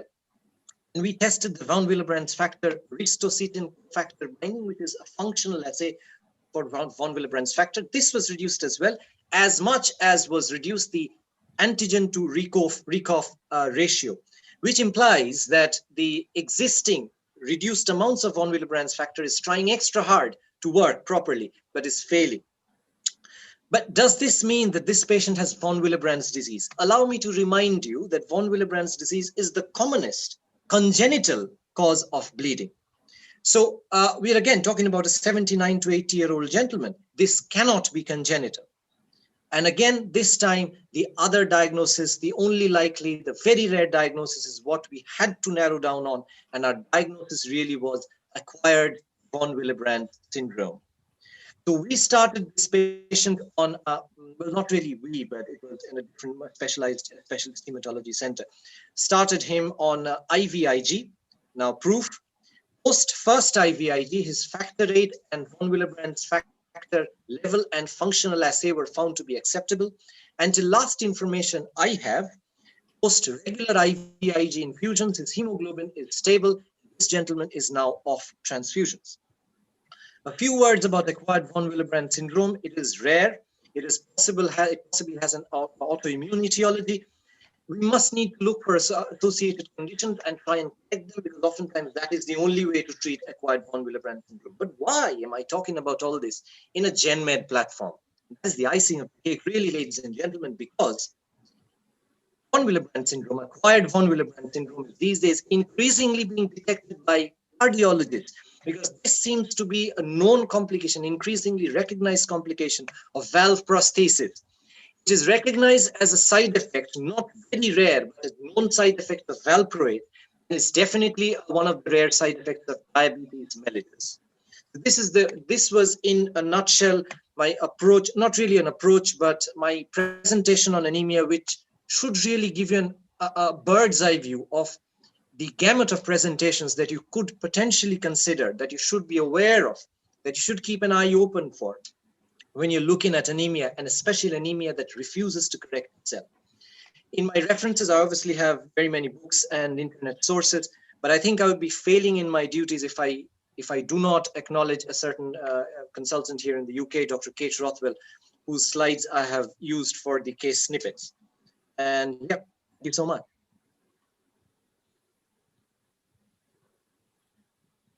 Thank you, Dr. Gopal Chattopadhyay, for very nice presentation. You have presented quite a few unusual cases of unusual patients who presented with anemia in various medical fields, like copper deficiency, which is not very common, paroxysmal nocturnal hemoglobinuria, which is also a very unusually presented kind of thing, an acquired von Willebrand disease, and aplastic anemia. And you have tried to give the range of presentations of anemia in practice. And as we all know, that anemia is basically not a disease. And that's why anemia is there in the 4 or 5 major signs and symptoms when anybody goes to the patient and looks like. So you look for anemia, edema, jaundice, cyanosis, clubbing. These are the 4 or 5 things you look for it. So after a clinician has seen that the patient appears pale, pallor and anemia many times are not synonymous, but once they are pale, then actually as a hematologist, we have one set of ways to investigate the patient, and the clinician bedside, they start investigating the patients. Your presentations have been very well, unique, and now I invite the questions from the audience. There may be many listening to your this very interesting presentation, and then we can add as we go. Can I have the questions from the audience? Well, I have already posted the question to Gopal. It was a fantastic one from you. So in CKD, Gopal, this is my question because you are working out there in UK. NICE normally says that you look into the ferritin level before you jump to go for EPO injections in CKD. But ferritin, we know that it can be falsely elevated in acute settings because it's an acute phase reactant protein sort of thing. So why do not we use iron levels as a marker rather than ferritin before going for EPO? I think because it's really very it's a difficult question to answer.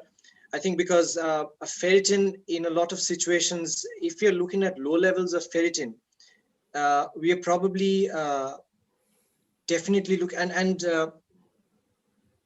if you're looking at low levels of ferritin, I think we are that combines that's talking about iron stores really. So even if the patient were to have deficiency of iron, a low level of ferritin, though agreed it is an inflammatory response marker, but there are so many other inflammatory response markers which we in the UK is more routinely done. So when a patient presents to the UK, the first battery of tests normally includes the standard tests, which would really be a different situation back home in India, because this is government funded, is we do a full blood count, we do a CRP, we do a Usenis.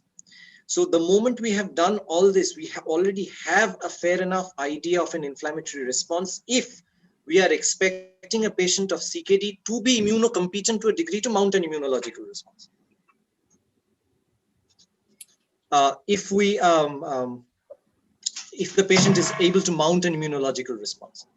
So in this context, I think considering that here in the UK, we do the CRP, we do the rest of the full blood count and the rest of the panel. I think ferritin after that is a fair enough marker for iron deficiency. Very good, very good. Thank you, Gopal. Thank you, Gopal. That was very good explanation. Actually, Dr. Sayak, what happens when you send the blood to the lab? Nowadays, the laboratory counters give you a lot of information apart from what we see from the slides. The laboratory counters can tell you how much reticulocyte is there and what is the reticulocyte hemoglobin content. If the reticulocyte hemoglobin, here actually where you are having in a renal failure, an anti-erythropoietin antibody has developed, in that case, the reticulocyte count will be very low and reticulocyte iron will be normal. So basically there is no iron deficiency and there is a desimopoietic anemia in the sense that the bone marrow is not producing because there is a problem with the drive, that is the erythropoietin. Okay, so thank you so much. Any other question? I think Shobhu sir, you are muted. Gopal, thanks for an excellent presentation. It would be great if you can just tell us what the diagnosis were in the first 3 cases. The first case that you presented, my impression was that it was. Do you have any diagnosis on this in those first 3 cases? Copper deficiency. The first one was alcohol deficiency. Okay. Copper deficiency. Reason. Sir is asking for reason, I guess. No. 1 minute. Copper deficiency reason you may not get, but they present with pancytopenia. So once you have a patient, mainly neutropenia, it is not pancytopenia. Copper deficiency is known to present with neutropenia. Thank you. Thank you so much. You are likely to get copper deficiency where you are actually abusing some of the other divalent cations like zinc. If somebody is like taking lot of replacement with zinc, he might become deficient in copper because they actually carry by the same kind of transporter in the intestine. Like we do in our Wilson's disease, we give the zinc supplements like that. Yes, if somebody is taking, like many people are nowadays taking a lot of supplement here and there. Yes, yes. So if somebody is taking a lot of zinc supplement, they can develop penicillamine. Of course, we know that they means these are the chelating agents which can produce copper deficiencies. There are many such in natural foods which can cause copper deficiency. I would request the chairperson and the speaker to look in the chat box and the Q&A section. Gopal, you can, I think, a couple of questions for you over there. Is there any question? Is it time for a short question? Yeah, one question, I think. When to suspect multiple myeloma clinically apart from the sternal tenderness? Any answers to that, Gopal? Well, myeloma, normally myeloma is an infiltrative disorder of the bone marrow. So it's a lymphoproliferative disorder. It will be found, it will be detected when the patient presents with one of the presentations definitely is anemia or features of pancytopenia, including infections, bleeding problems. And the next thing really is that if the renal function is altered, I think that's a good pointer with not just sternal tenderness, the patient can come in with back pain, with collapsed vertebra. So pallor, and definitely if you have to do an ESR, there are very few causes of ESR elevated above 100. I'm not saying that in all cases of multiple myeloma, the patients will have a ESR above 100, but significant elevations of ESR is in the context of anemia or features of pancytopenia may or may not be altered renal function, may or may not be sternal tenderness, or in fact, more commonly, vertebral tenderness and new onset paraparesis.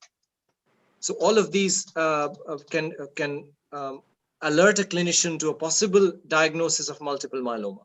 In hematology, actually, we use the term CRAB. Means you look at the calcium, renal function, anemia, and bone.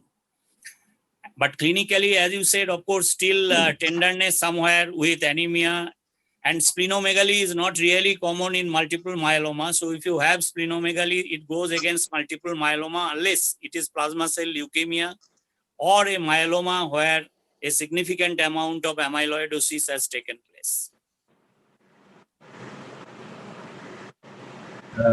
Quick question on taking up for this iron deficiency anemia. Explained about ferritin, but there in iron studies we also get TIBC and the transfer saturation factor. Can you give us the significance of these so that we can understand that we all do it, but we have to understand the significance? Can you explain that? That's enough. Secondly, I've got a statement after that. Yes. Can I just quickly answer a very short question before, because this is going to take 2 minutes approximately. Somebody's asked what was it was a very interesting question. The other, somebody's asked what was the cause of bleeding, what was the cause of anemia in the von Willebrand syndrome? It was probably a gastric ooze that was just not picked up. That was the only evidence that we have. And that is a question that we really don't have clear-cut answers to. But I've discussed this with others, and we are in consensus that the likely source of anemia was probably a gastric bleed. You are right. And with regards to Dr. Racer's question, transferrin saturation basically just shows how much of the transferrin is saturated with iron. So very low levels of transferrin saturation implies that is a proof that that there is iron deficiency. The iron is not being taken from one place to the other. TIBC is basically an iron binding capacity. So the greater the iron deficiency, so the lower the iron, the lower the ferritin. I'm talking in the absence of any immunology, any acute phase response. The lower the iron, the lower the ferritin, the higher the TIBC is likely to be, because the body is working hard to bind all available iron in order to utilize for physiological purposes. Right. That's pretty much it. I hope that's enough. What we do is when we measure the serum iron, we measure the iron present in the serum. When we do the total iron binding capacity, we add extra iron into the serum, which is bound to protein. The iron ions are removed, then the total iron bound to protein is measured. That is TIBC, total iron available in the protein when you saturate the serum with iron. And now if you minus this plasma serum iron from TIBC, you get the unsaturated iron binding activity. So you have the serum. In that, some iron is already there. That is the serum iron. The area which is vacant, you give more iron to saturate it and measure when it is fully saturated. That is TIBC. And once you minus TIBC from serum iron, what is left is unsaturated iron binding capacity. Right. Iron is not normally, we are increasingly not using iron because we know iron has an extremely large diurnal variation. Means if you do an iron level in the morning and iron level in the evening iron level may be half in the same person than the morning iron level.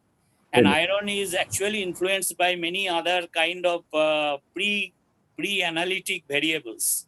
Iron has to be collected in a totally iron deficient tube. The serum has to be collected there, and then you have to measure iron.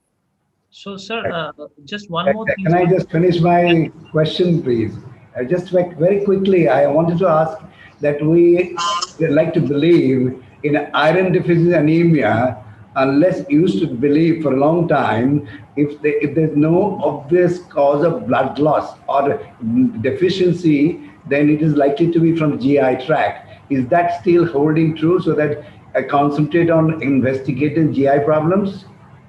You are absolutely right, Dr. Ray, because in some unusual cases, as Dr. Gopal has presented, you have cases where you search for iron deficiency throughout the GI tract on multiple occasions using multiple kind of modalities. Still, you will not find that any loss is happening. But there are patients who lose quite a bit of these, and this is a continuous kind of ooze, which is not detected by any other modalities. Dr. Gopal, do you agree with our statements? Yeah, absolutely. Anyway, I'd like to conclude. Thank you very much for an excellent talk. And I leave it to the chairperson. Just one thing, sir. The Professor Ghosh, sir, you just mentioned about the problems, the pre-analytical errors occurring with iron. So, sir, what do you suggest in case of our CKD patients before we give them EPO injections? What should be done? In CKD patient, your things are different because what you are doing is you are giving erythropoietin. All right, erythropoietin is increasing the erythron. They are increasing the various kinds of erythroblasts, committed rates. They are increasing it very much. And when they do that, even a higher serum ferritin level may not be sufficient to actually feed that huge amount of erythron. That's why in chronic renal failure with erythropoietin supplementation, your criteria for iron supplementation is different than when you supplement an iron in a patient with iron deficiency. Like ferritin level below 11 nanogram or 16 nanogram, depending on the sex, is iron deficiency. But in renal failure, because you have talked also of inflammatory condition, because in inflammatory condition, we take it that 100 nanogram per ml should be the cutoff point at which iron should be supplemented. Okay. So basically, in rheumatology, in other conditions, ideally we should have measured red cell ferritin level, which we cannot measure. Red cell also has ferritin. The red cell ferritin level would have given you the tissue ferritin activity, rather than when ferritin in the plasma is due to a reactive phenomena or an inflammatory phenomena. We can't measure that easily.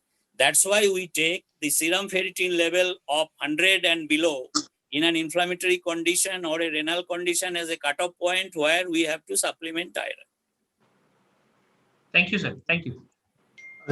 Thank you very much. Thank you, the chairperson and the speakers for your excellent interaction. So Debashish, can I have the slide for Dr. Sujoy So Majumdar, nice, Dr. please? Gopal. Very nicely presented. Very nice. Thank you very much. Thank you, both of you. Thank you. So with this, we move on to the next topic, the final topic for today. It's a practical approach to high prolactin level. And okay. And Dr. Sujoy Majumdar will be the chairperson for this session, and he's the joint vice chairperson for the Indian chapter at CPI, and he's very well known to the audience. I don't think he needs any introduction, and we are very proud of him, both for helping us with the activities of the Indian chapter as well as academically, as you can see from his CV.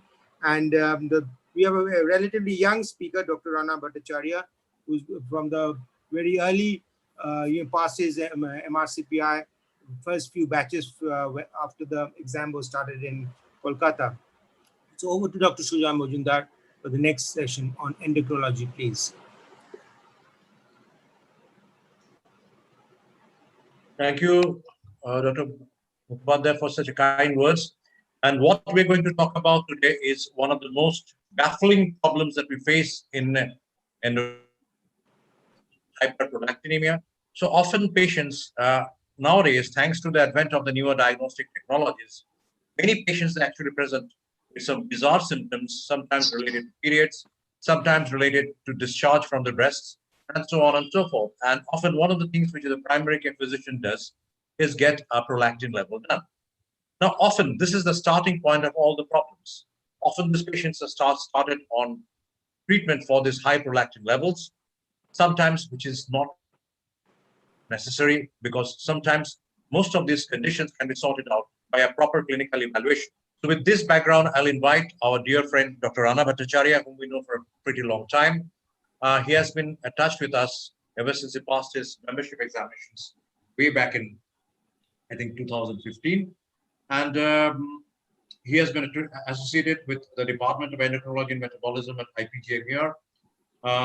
He's received the Dr. Jesse Patel and Dr. B.C. Mehta Best Papers Award, Journal Association of India, received the A.R. Shet Award from the Endocrine Society of India, has got over 60 publications in peer-reviewed journals. And we still remember that we participated together in one of these debates of the Endocrine Society, which we won on behalf of the Bengal Endocrine Society. That was about a couple of years ago. And it was really a happy thing to be part of the team. I was also part of the team with Dr. Rana Bhattacharya, Dr. Nilanjan Sengupta, and Dr. Shomi Goswami.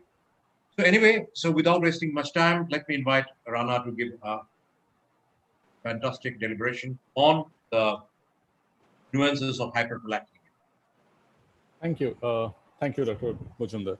A very good afternoon to all of you, the respected seniors and friends, and on the members and fellows of CP. So today I'll briefly discuss a practical approach to the elevated prolactin level. So this is one of the problems that is faced by not only by us endocrinologists, but the general physicians, the primary care physicians, the consultant physicians, as well as the gynecologists.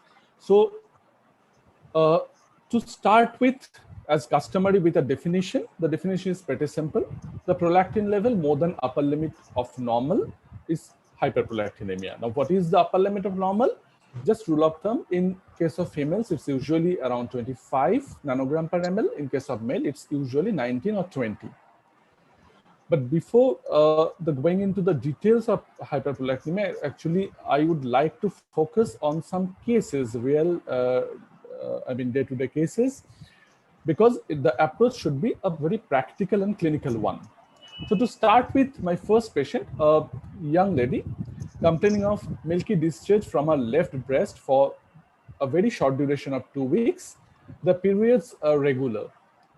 She takes PPI and domperidone, as is pretty common with the Indian patients, and quite often for so-called gas.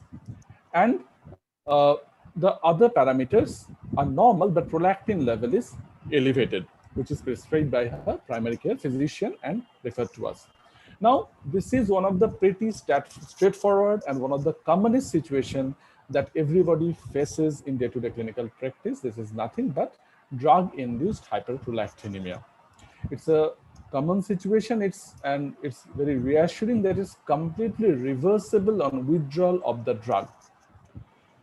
But sometimes it happens that we may not be able to withdraw the drug, particularly in a drug that is using for psychosis. So the patient is having severe psychosis and on some antipsychotic medication, which cannot be withdrawn even for a period of 3 days, which is recommended before retesting for prolactin. Then what to do? Then usually we go for MRI of hypothalamo-pituitary area to look for any tumor which is present, which can give rise to hyperprolactinemia. That's a rarer situation. What we do, we stop the drug for 3 days, that is recommended. But from my personal clinical experience, I would rather prefer to stop the drug for 7 to 10 days, because in some patients, the drug-induced hyperprolactinemia tend to persist even longer than 3 days after withdrawal. That's my personal experience, but Endocrine Society recommends 3 days. Second situation, a 36-year-old lady. History of galactorrhea for 4 months. There is oligomenorrhea for 1 year. The TSH and FT4 was normal. Prolactin is slightly high. It's 63 nanogram per ml. She presented to a gynecologist, and the gynecologist prescribed cabergoline. The galactorrhea subsided. Both the patients and doctor both were happy. But what happened after 3 months? She presented to ER with severe headache and vomiting along with shock. The CT scan showed a pituitary tumor with bleed. And subsequently, after stabilization of this patient with steroids and IV fluids and glucose, we did the MRI, and this is the MRI picture. I don't think all of you are acquainted with the looking at the MRI of pituitary gland, but this is the normal extent of pituitary. Pituitary usually resides within this area. This is the cellar area, but you can see a large tumor extending above cellar. It's impinging upon midbrain and it's stretching. This is the optic chiasma, and there is a huge bleed. This white area is area of bleeding. So what happened to this particular patient? Now, we must remember that high prolactin level can be due to any pituitary macroadenoma.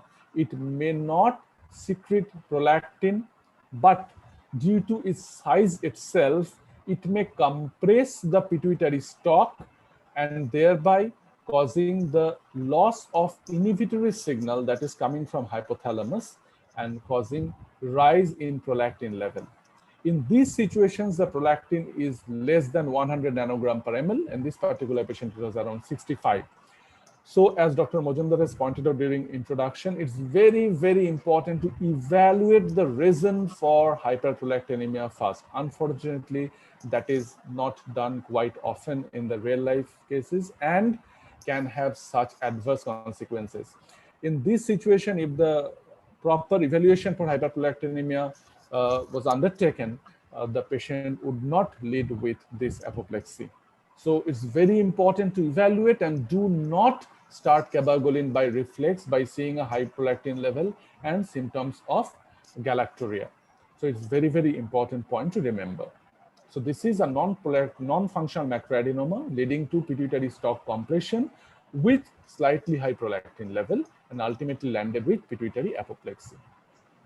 A third patient, a 29-year-old lady, menses were regular.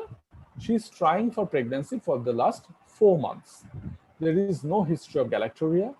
The thyroid function, LH, FSH, all are within normal limit. Prolactin the level was 96. Now, as the patient does not have any other symptom, but this patient was referred to us before prescribing cabergoline. So what we did, when a patient with hyperprolactinemia comes without any typical symptom of hyperprolactinemia, that is menstrual irregularity, particularly oligoamenorrhea and galactorrhea, what we do, we usually do a test known as peak precipitation test. Now, in this test, we want to see that whether a portion of this prolactin, a significant portion of this prolactin is macroprolactin, which is relatively biologically inactive. So the high prolactin level is just a red herring here. It's nothing to do with her fertility. Here, the post-PEG recovery is 10%. By simple words, her actual prolactin level is around 10 nanogram per ml. So it's 9.6 nanogram per ml or 10 nanogram per ml is the actual bioactive prolactin level. Rest are macroprolactin. So in this situation, there is no need to treat with cabergoline. You just need to reassure the patient and follow up appropriately, right? So any asymptomatic patient with high prolactin level should be screened for macroprolactin by doing a test known as PEG precipitation test or polyethylene glycol precipitation test. A fourth patient, a 27-year-old lady, history of amenorrhea for 4 months. It was preceded by oligomenorrhea for 2 years, galactorrhea for 3 months. So all the typical symptoms of hyperprolactinemia is there. The thyroid function test is more or less normal, it's still slightly high free T4 level, which possibly indicates some central hypothyroidism. But the prolactin level was normal. And when we looked at the lab reports, fortunately the lab mentioned by which method it was done by ELISA method. Now, what we did in this particular patient who has a symptom of hyperprolactinemia, but with apparently normal prolactin level. So this is just the opposite to the previous case. So here in this situation, we do a test known as dilution test. So we recheck the serum prolactin level after dilution of the serum into 1:10 dilution. We have a particular diluent for that method. And the prolactin level came to be as high as 7,300 nanogram per ml. So it's a huge rise of a very high prolactin level. And subsequently, the patient has been found to have a macroadenoma. The patient has been treated with cabergoline for the period of 5 years, and patient is doing very well now in the follow-up. And she is with the lowest possible dose of cabergoline now, just 0.25 milligram per week. Now, what is this? This is something known as high dose hook effect. With some older assays, if the prolactin level is sky high, then it can interfere with the assay in such a way that the level looks normal. That can be overcome by various methods. The technical nitty-gritties, those will be interested to, those will be interesting to the endocrinologist, but in this forum, I won't go into detail. If you're interested, you can address it into Q&A session. There are various technical part, particularly increasing matrix antibody, which is used nowadays in various assay systems. In our institute, what we use, we can detect prolactin level up to 22,000 nanogram per ml. Plus, dilution, serial dilution of the sample can also uncover the underlying hyperprolactinemia. And when to suspect this high dosage effect? As I have said, when the symptoms do not match with the prolactin level. When the prolactin level is normal, but symptoms are there. A fifth case, a 38-year-old lady, last childbirth 9 years ago, history of amenorrhea, occasional galactorrhea for last few months. The home pregnancy test is negative. She is on the oral contraceptive, combined oral contraceptive pill. The hemogram, creatinine, TFT, LFT, all are within normal limits. The prolactin level was 178 nanogram per ml. And the primary care physicians advised her the CT scan, which came to as normal.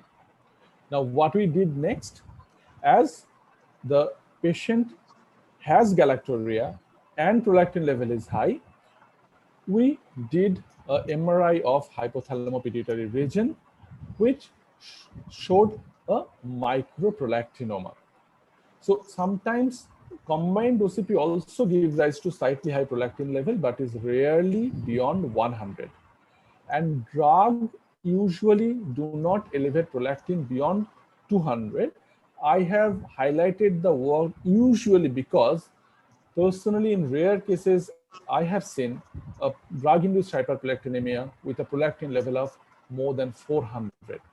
The reason being, some drugs that are very commonly used nowadays, one of them is levosulpiride, that is very commonly consumed by many of our patients for non-specific gastric symptoms for months or years together. One of the side effects of this is elevation of prolactin level and subsequent multiple problems. One of them is hyperprolactinemia and its consequences. But in this particular patient, she is not on this drug. In her case, it is microprolactinoma. That is a microadenoma which was secreting prolactin, which was missed by CT scan of brain.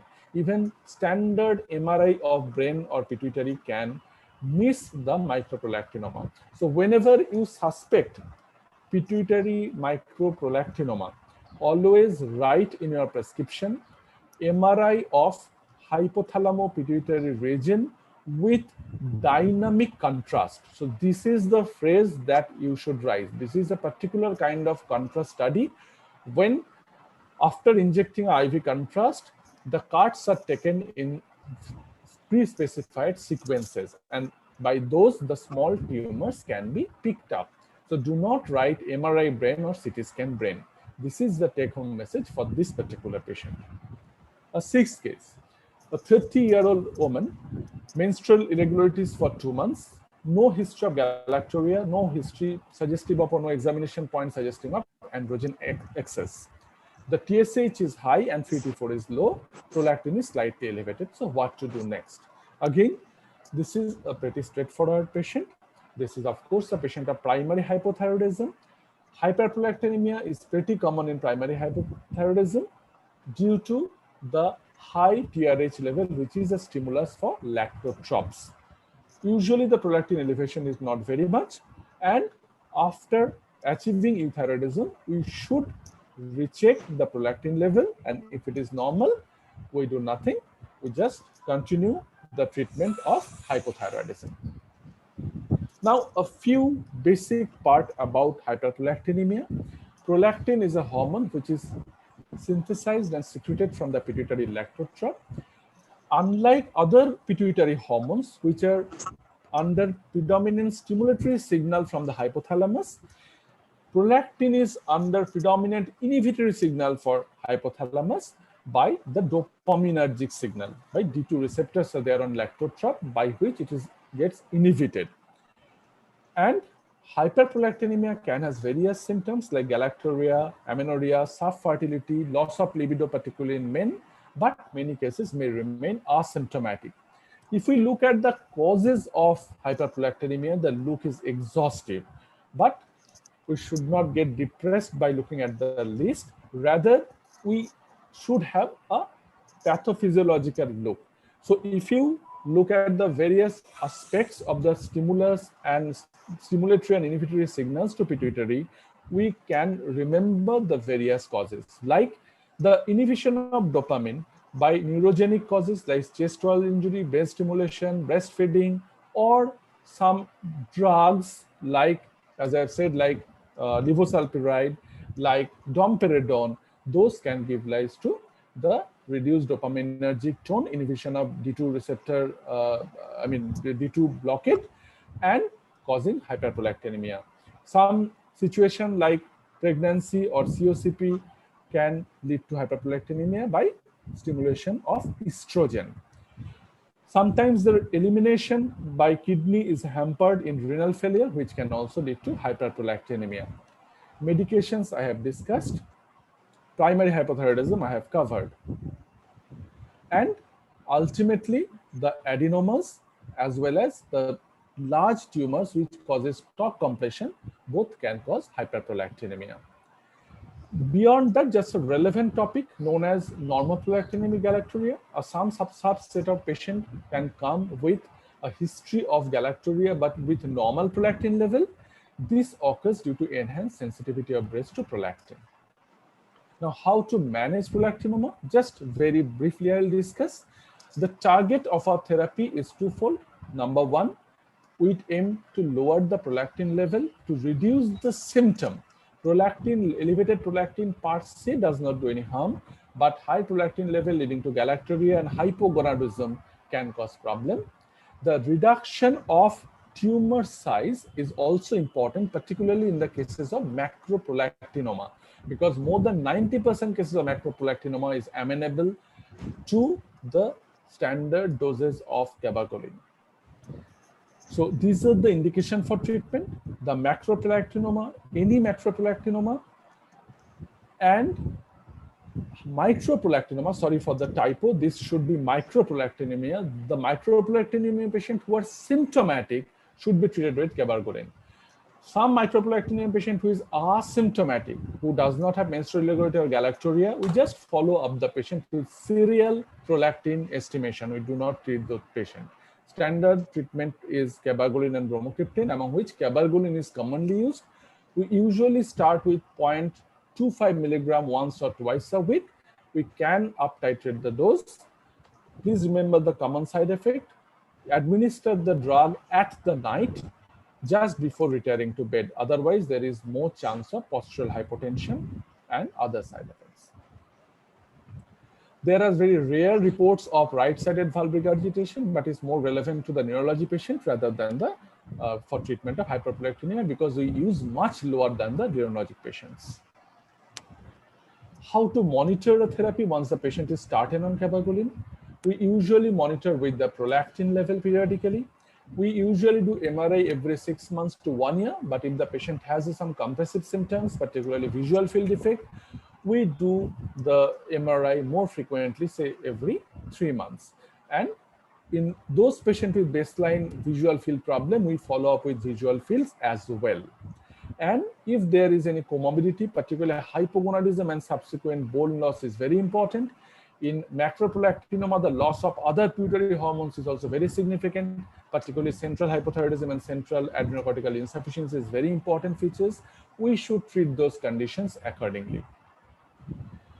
We usually try to withdraw dopamine in microprolactinoma if the tumor is no longer visible after 2 years of continuous use of hyperprolactinemia. So there is no role of such course of cabergoline of 2 weeks or 4 weeks or 5 weeks. There is no role of such therapy.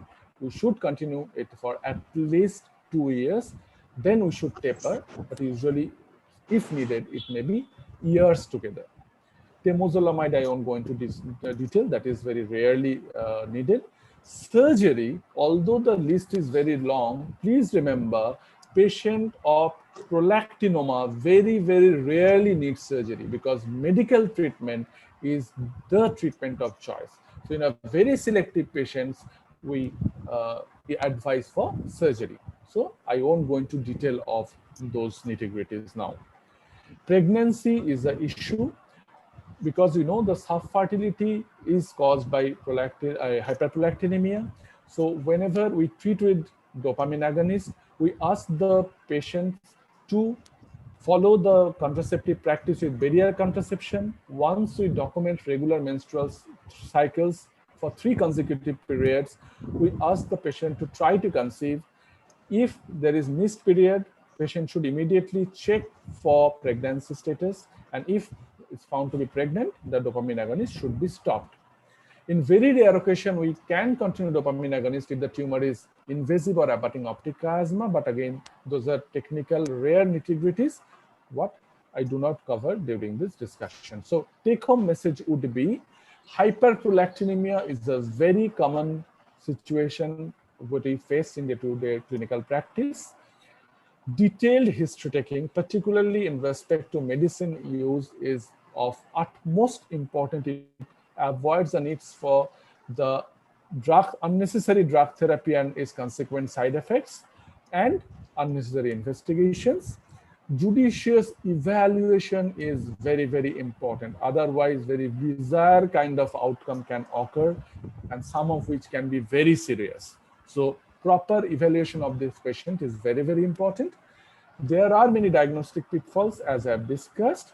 Particularly, to summarize, if the prolactin is high but patient does not have symptom, we go for a test known as PEG precipitation.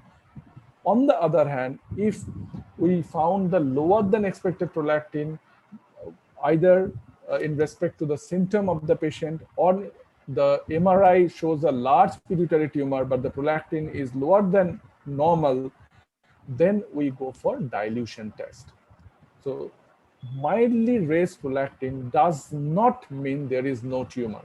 So please, if you have a mild prolactin level, particularly you should convey to your gynecologist friends that you should not treat immediately with cabagolin. Please evaluate those patients. It does not exclude the presence of a huge tumor even, because a large non-functional adenoma can lead to slight elevation of prolactin.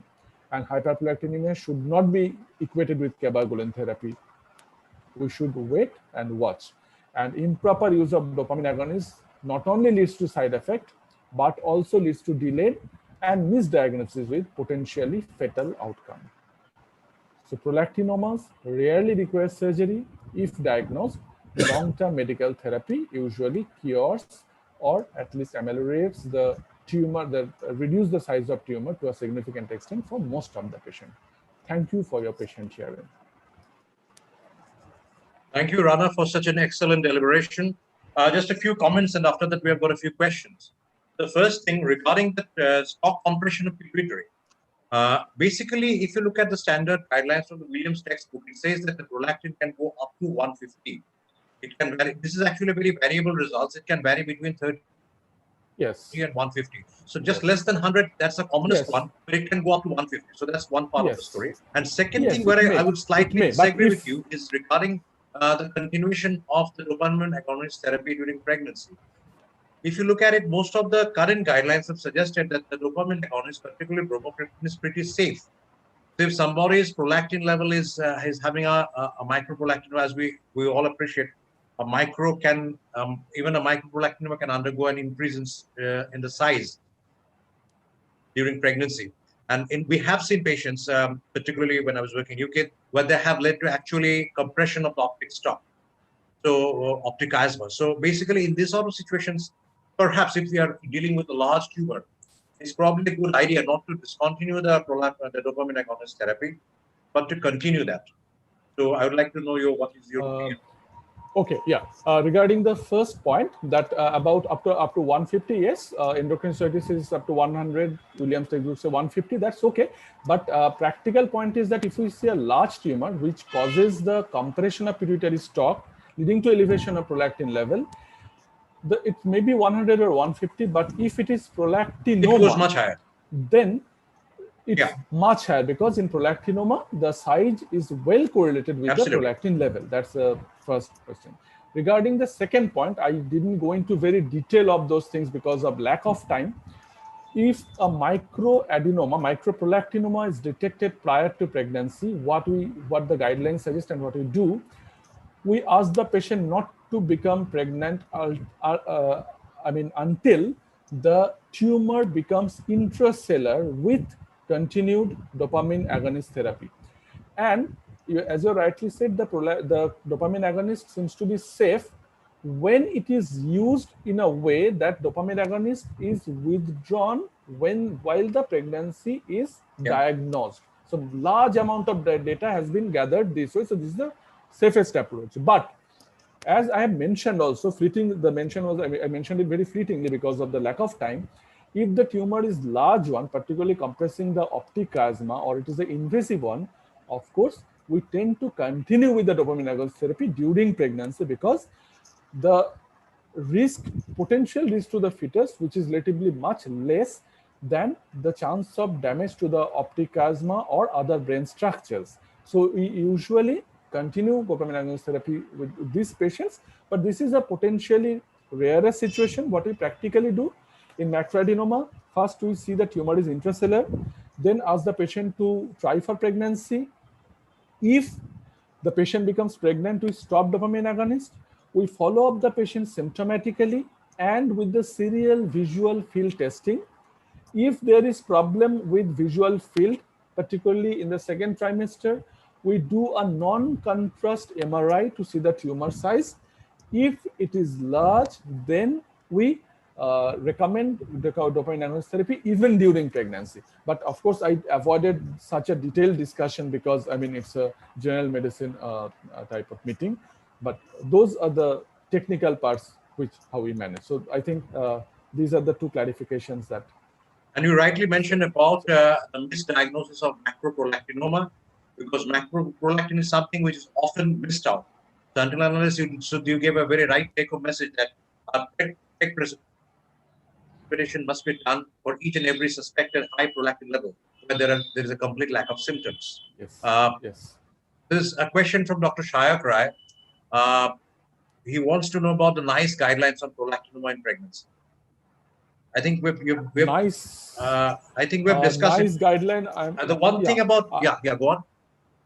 Yeah, I'm not very sure about NICE guideline per se because actually I'm not very conversant with that.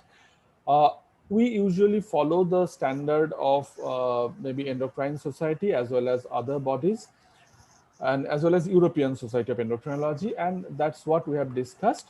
That if the patient has microprolactinoma or idiopathic hyperprolactinemia with subfertility, we treat the patient with dopamine agonist. Our target is to keep the dopamine, the prolactin level to the normal level. We ask the patients to follow the barrier contraception practice because we can document the regular menstrual cycle for at least 3 cycles, so that when the patient tries for pregnancy and the period is missed, we can take off the cabergoline and patient can continue with the pregnancy. We do not measure prolactin during pregnancy. In microadenoma, sometimes after pregnancy and lactation period is over, we check for the prolactin level. And very interesting fact is that in some series, about 50% of the patients, and we have also seen some cases, the microprolactinemia may disappear following pregnancy, and after lactation is over, they may not need any treatment whatsoever. Thank you, Rana, for raising this last question, because I still remember this was one case which we saw when I was working in UK. And this was a case which was presented in one of the Endocrine Society meetings by Professor Peter Traynor. This was a patient of a pregnant lady who had a microprolactinoma, and this prolactinoma was increasing. Now, despite all the advices, she became pregnant, and she presented one day in the emergency in the ER with a headache and nausea and vomiting.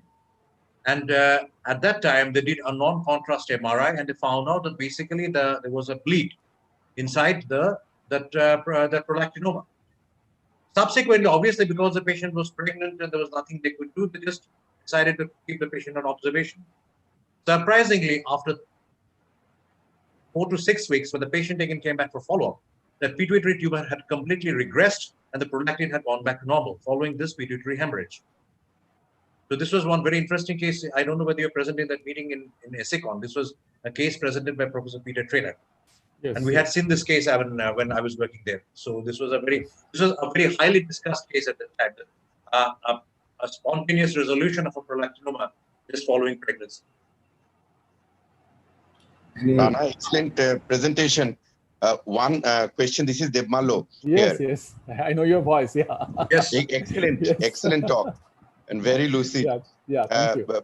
Probably we can have two medications which a lot of patients cannot go off, as you have rightly pointed out, antipsychotics. Probably aripiprazole, and in case of the prokinetics, probably citalopram can be continued.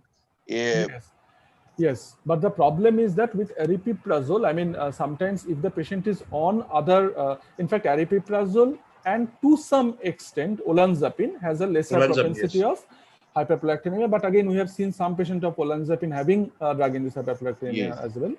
But we discussed with gynecologists regarding this point that whether it's possible to shift to aripiprazole from other, antipsychotic agents.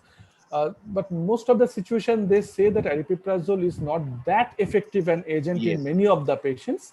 So those have to be continued. And in those cases, actually, our true fear is a presence of underlying macroprolactinoma or non-functional macroadenoma, particularly, whether it's there or not. So we can reasonably exclude that with doing a MRI, even if the patient is on that particular drug. So usually in those cases, the antipsychotic drug is continued. We advise MRI. And if there is no macroadenoma, then it can be treated symptomatically. But again, there are some problems with symptomatic treatment. If the patients are hypogonadal, we usually advise to treat with gonadal steroid rather than cabergoline, because cabergoline itself can exacerbate the psychosis. But if the patient has non-distressing galactorrhea, we also reassure the patient. We do not usually do anything, just follow them up. Only problem occurs if those patients is having distressing galactorrhea. In that situation, sometimes we have to resort to the low dose of cabergoline with close psychiatric follow-up and monitoring. So this is how we approach a patient having hyperprolactinemia on antipsychotic drugs. Any opinion with regards to a lot of patients which we find where PCOS, where gynecologists combine cabergoline? That is something. Yes. Absolutely. Absolutely. Yes. There are many situations where gynecologists do. As you have rightly pointed out, I have seen one of the PCO patients. What happened to her? This particular PCO patient was advised cabergoline.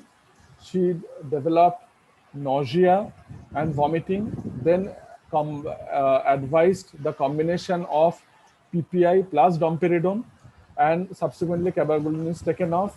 Now prolactin level became more high, leading to the galactorrhea, and someone has added COCP with more nausea and leading to the even more continuous use of prolactin. So it's a kind of vicious cycle. And when the patient visited me after 1.5 years, she is, very much in a very difficult state of mind. And I immediately stopped all of the drugs, just reassured her. And with a just weight reduction, the cycles became more regular and the prolactin level became normalized. So there is slight elevation of prolactin level in PCO, as I've said. So in a typical patient of PCO, you can wait and watch. But if you suspect that this prolactin may be caused by a non-functional macroadenoma, you can at least do a MRI, but never ever we should prescribe cabergoline unless we seriously think that it is due to the hyperprolactinemia itself. It's a very right point, as you mentioned. Rana, one simple message which should go to this audience, which consists mainly of physicians, is that dopamine agonists like cabergoline or bromocriptine, they should not be used inadvertently. We often find the patients on domperidone that are giving cabergoline. In fact, one standard take-home message is that if the prolactin level is less than 100, you should not really try to give a dopamine agonist, but try to look into other causes. I think it is more than 100 also. Irrespective of high prolactin level, Shoyada, I think. Until unless there is a documented hypothalamo-pituitary pathology. Or we know the cause of, we stamp a patient as having this particular diagnosis, then we start our treatment. But before that, we have to have a diagnosis of reason for hyperprolactinemia. Absolutely. As Professor Ghosh was saying, like anemia. So unless you have a diagnosis of, it's like anemia. So hyperprolactinemia is just an effect of some disease. So you have to have that particular diagnosis that this is due to this. Then we can decide upon our therapy whether we should treat or not. But before that, we have to have a diagnosis first. The other question I wanted to ask Nirmal, you mentioned about Synthropride, but I don't think any of these ones are actually 100% safe, so far as the hyperprolactinemia is concerned. Well, there are few literatures which have suggested that they don't significantly increase the prolactin, but again, it's probably relative. We don't have that very hard, strong evidence. Probably it's best to avoid in patients who have hyperprolactinemia, any kind of prokinetics, which are most commonly prescribed quite unnecessarily in a lot of our patients. In fact, perhaps one of the best ones, perhaps in that regard, is probably. And what is your opinion about prucalopride? Acosciamide. What about acosciamide? Can we answer the questions in the chat box? Yeah, we're coming to that.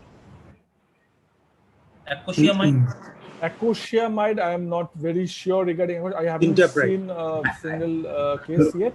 I asked a question on on this subject, but after you answer the chat box, I have a short question. Okay, chat box. Dr. Mojumdar, would So you this is a please- question from, I'm reading it out for you, Rana. There's Yes. a question from Deepika. What do we do when patients are depressed and they are all in the, they're in a whole lot of antidepressants? I think this question has already been answered. Yes. So, yes. I have Yes. one question, sir. At which I think you have already asked question. You should give priority to others. I think if Shayak has got a question, let him finish it first. Yeah, sure. I think I will be the last if I have to. But there's a question. I have already typed that in the chat box. At which prolactin level, Ananda, do we perform our MRI? See, as I was saying, I was pointing out that it's very important to know that even the prolactin level of less than 100 is a very, very common misconception, particularly among the gynecologists, that unless the prolactin level is not more than 100, you should not advise MRI. Possibly the reason being, somewhere in the books it has been mentioned that macroprolactinoma possibly leads to the prolactin level of more than 100. But the important point to remember is that a large tumor, which is non-prolactinoma, causing stalk compression, can have the prolactin level of less than 100. So any level of any prolactin level which is more than normal, unless explained by something else like drug use, PCO, macroprolactin, and so, you have to do MRI. You have to advise MRI. MRI is needed with any elevated prolactin level which is unexplained otherwise. This is very clear. Yes, Dr. Rai now, the last. I think my comment was that domperidone, the D2 antagonist, and now prokinetic is widely used. And what precautions should be done unless there is a galacturia? Should there be any precautions to be taken? But because it's very useful drug and it's also supposed to be really help releasing stimulating prolactin secretion. So we don't know as a clinicians. Moreover, all the pharmaceutical companies have now come up in the market with the combination of PPI and this domperidone, which I said that definitely don't use initially, but that majority would go for it as just a routine. I don't know whether what's the implication of that. I personally haven't seen too many of those clinical presentation of patients using domperidone, which I very often use. But what is the warning level? Should we just keep on using it? But certainly not combination. I would never recommend combination. But personally speaking, that is a guideline you could give us. What was this limit? Where there's some drug which is very useful also stimulates prolactin. Should we measure it or should we forget about it if there's a clinical presentation? Sir, actually, the domperidone itself, sir, as far as I remember, so will say better, you will know better that so possibly it's not for a very long-term use. So using short-term, it can lead to galacturia, which is pretty common because the patient presents to us is very common. So as Demallo suggested, that possibly Centapride has less propensity in this particular regard. Number two, with a long-term use beyond the galacturia, the other hidden side effects will be there. So like in some patient can develop hypogonadism with long-term use. So patient can have erectile dysfunction, loss of libido, and some can have even deterioration of bone health with long-term use of dopamine agonist therapy. Plus, there is other non-endocrine side effect of drugs like levosalpiride and domperidone as well, like neurologic side effects, particularly the EPS, which we have seen many patients with levosalpiride. So, sir, it's possibly better to give this drug intermittently as a short course when needed. So definitely not for long term. For the short course, initially you asked regarding any marker, whether we know that this prolactin. So for short course, possibly it does not matter, because even if the hyperprolactinemia is there for short duration, it does not harm the patient per se unless it causes hypogonadism or distressing galacturia. So for short term, you can use it without fear. But for long-term use, I think, sir, it should be discouraged. But practically speaking, these patients, if somebody has galacturia, certainly they will report to the doctor. Therefore, it's not something which is patient hidden. If there is hypogonadism, we wouldn't know. But this sort of thing, I personally have used for a long time, for many years, and I haven't seen many coming up with this galacturia. Very few, of course. And the good thing is that it's reversible. And as soon as they report, we stop it. Yes, So, yes, absolutely, sir. but the point is that is in the prescription habit of anybody is always domperidone in combination, and it never stops. How do we stop it? This is a real dilemma.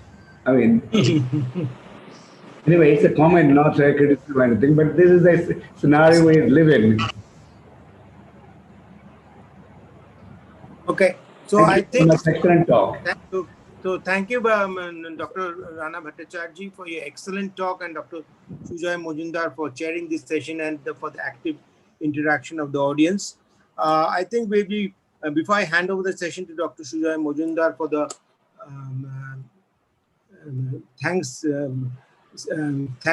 Thanksgiving, if you want to say it, I would we have one small thing which we missed out last time. Dr. Shubhadeep Pal is a new member which was inducted last time, but due to technical reasons he couldn't join in. So Debashish, can I have the slide for Dr. Shubhadeep Pal? And as Dr. Shubhadeep Pal joined, I'm sure he has. Let's see, I saw his name somewhere. Dr. Shubhadeep Pal, can you unmute Dr. Shubhadeep Pal, Debashish?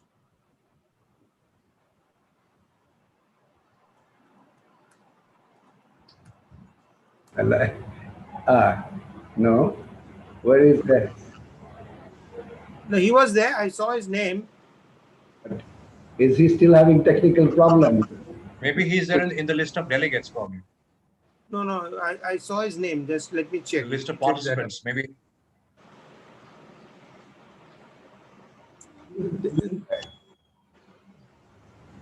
No, he's not there anymore. What is there? There was just is okay. Here. Devashish. Devashish is here. I'll just 1 minute. I'll just check next door.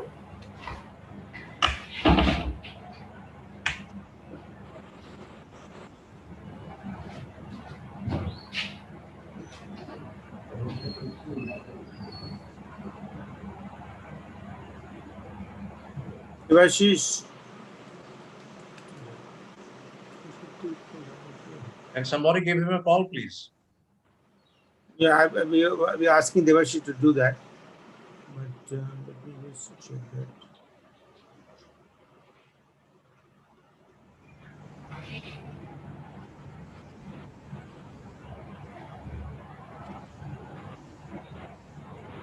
He's not in the list. He was in the list. I saw him a little while ago, but seems he's left probably.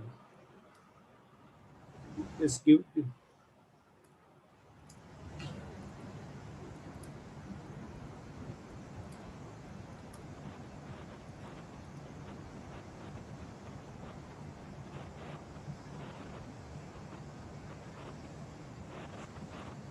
In the meantime, I just would like to mention that we would. I had sent out a notice for the junior members, to send in the request with the topics, and we should have some volunteer from the juniors to talk on a topic of their choice, and which we can allot to them. So, but unfortunately, we haven't received any response. So please do send your name with your topic you would like to talk on, and we can give you a slot for either November or December. We want everyone to have a chance, as I mentioned earlier, so that by the end of the year, almost all the members and fellows will be covered by this webinar. Actually, Devashish just told me there's still technical difficulties to connect him. So anyway, never mind. I think he is inducted. Whether we can see his photographs or not, that's probably. If he comes up, pops up his a photograph, then we'll sort of say hello. Oh, here is his. No, that's it. That's his CV. Yeah. But if he hasn't come in, so we'll have to say. But I basically, don't think. Yeah, I don't think. We no, should but do basically, I think at this point, I would like to say that we have inducted 3 new members in the last webinar, and now this is the 4th one. And we mentioned that the memento will reach their homes by courier, but unfortunately, it's still here. It hasn't been sent, but we'll send them all together within within next 1 week by courier. Thank you. Okay, so Devashish, you can take this slide off because Dr. Shubhadeep Pal is not joining. But anyway, so thank you very much. Thank you the chairpersons and the audience for the interactive session. And over to Dr. Shujoy Majumdar to give the formal vote of thanks. Thank you, Dr. Mukhopadhyay. As usual, this has been an excellent session throughout the day. 3 lovely topics and 3 lovely speakers, along with able chairpersons. So basically, I'd like to start by thanking Dr. Vasi for an excellent deliberation on hyperuricemia, and for Dr. Sharbani Sengupta to conduct that session. And subsequently, there was this very good session done by our Dr. Gopal Chattopadhyay, who really made it a very exciting case-based discussion, talking about some of the rarer topics of hematology. Honestly speaking, hematology is a discipline that we do not come across in such a great depth in our usual day-to-day practice. So it was really wonderful to really listen to those talks. And lastly, we had Dr. Rana Bhattacharya, who really discussed about all the nuances of hyperprolactinemia, the pros and cons, particularly the pros and cons of the dopamine agonist therapy. I'd like to thank all the participants and all the chairpersons for their role in conducting the session so smoothly and to make it more interactive. We are open to suggestions from all the members and fellows, and if you have got anything to speak about regarding any constructive comments, regarding any further way by which we can modify ourselves or improvise ourselves on what we have done today, please feel to send in on the mail to the official email address of the Royal College of Physicians. And I think with that, as all good things have to come to an end, I'll close this today's session. Thank you very much. You finished, Sujay, just announcing the date for the next webinar is on. I'll leave it to Dr. Mukhopadhyay to discuss No, Shobhajit, would you, if you want to send this next date, I think. Date is on 8th of November. Details will be known to you all very soon. 8th of November, unfortunately, it's going to be a bit difficult for me because I've got another teaching session that day. Okay. Actually, the problem is the 15th is the day after Diwali. Actually, that is the only problem. 14th November is World Diabetes Day and Diwali all together. So I think that's the only reason 8th was chosen. But and if everyone agrees, we can. Because we have got the PHFI class on that day. That's a problem. Yeah, I know. We have it. We discuss the change of date. We'll let you know. I think if it is decided to go on the 8th, it can go ahead. It's not a problem. But I'll not be able to join on that. Okay. Well, if not 14, we might think about another date. Okay. We'll talk about the next meeting. I think let's come to a conclusion after we have a meeting amongst ourselves so that we can finalize the date. Okay, that's fine. No problem. Okay, so with this we end this second very successful webinar, and I once again thank everyone, including Devashish in the office. All the technical problems were smoothed down, ironed out this time, so we didn't have a technical hitch. Though the first 2 speakers had a little bit of audio problems, so I think we'll look into that. It was from their end, not from our end. Okay, so thank you. Good afternoon, everybody, and we'll see you again next month. And please keep in touch on WhatsApp or email. Thank you. Thank you. Okay, thank you. Bye. Bye. Bye-bye.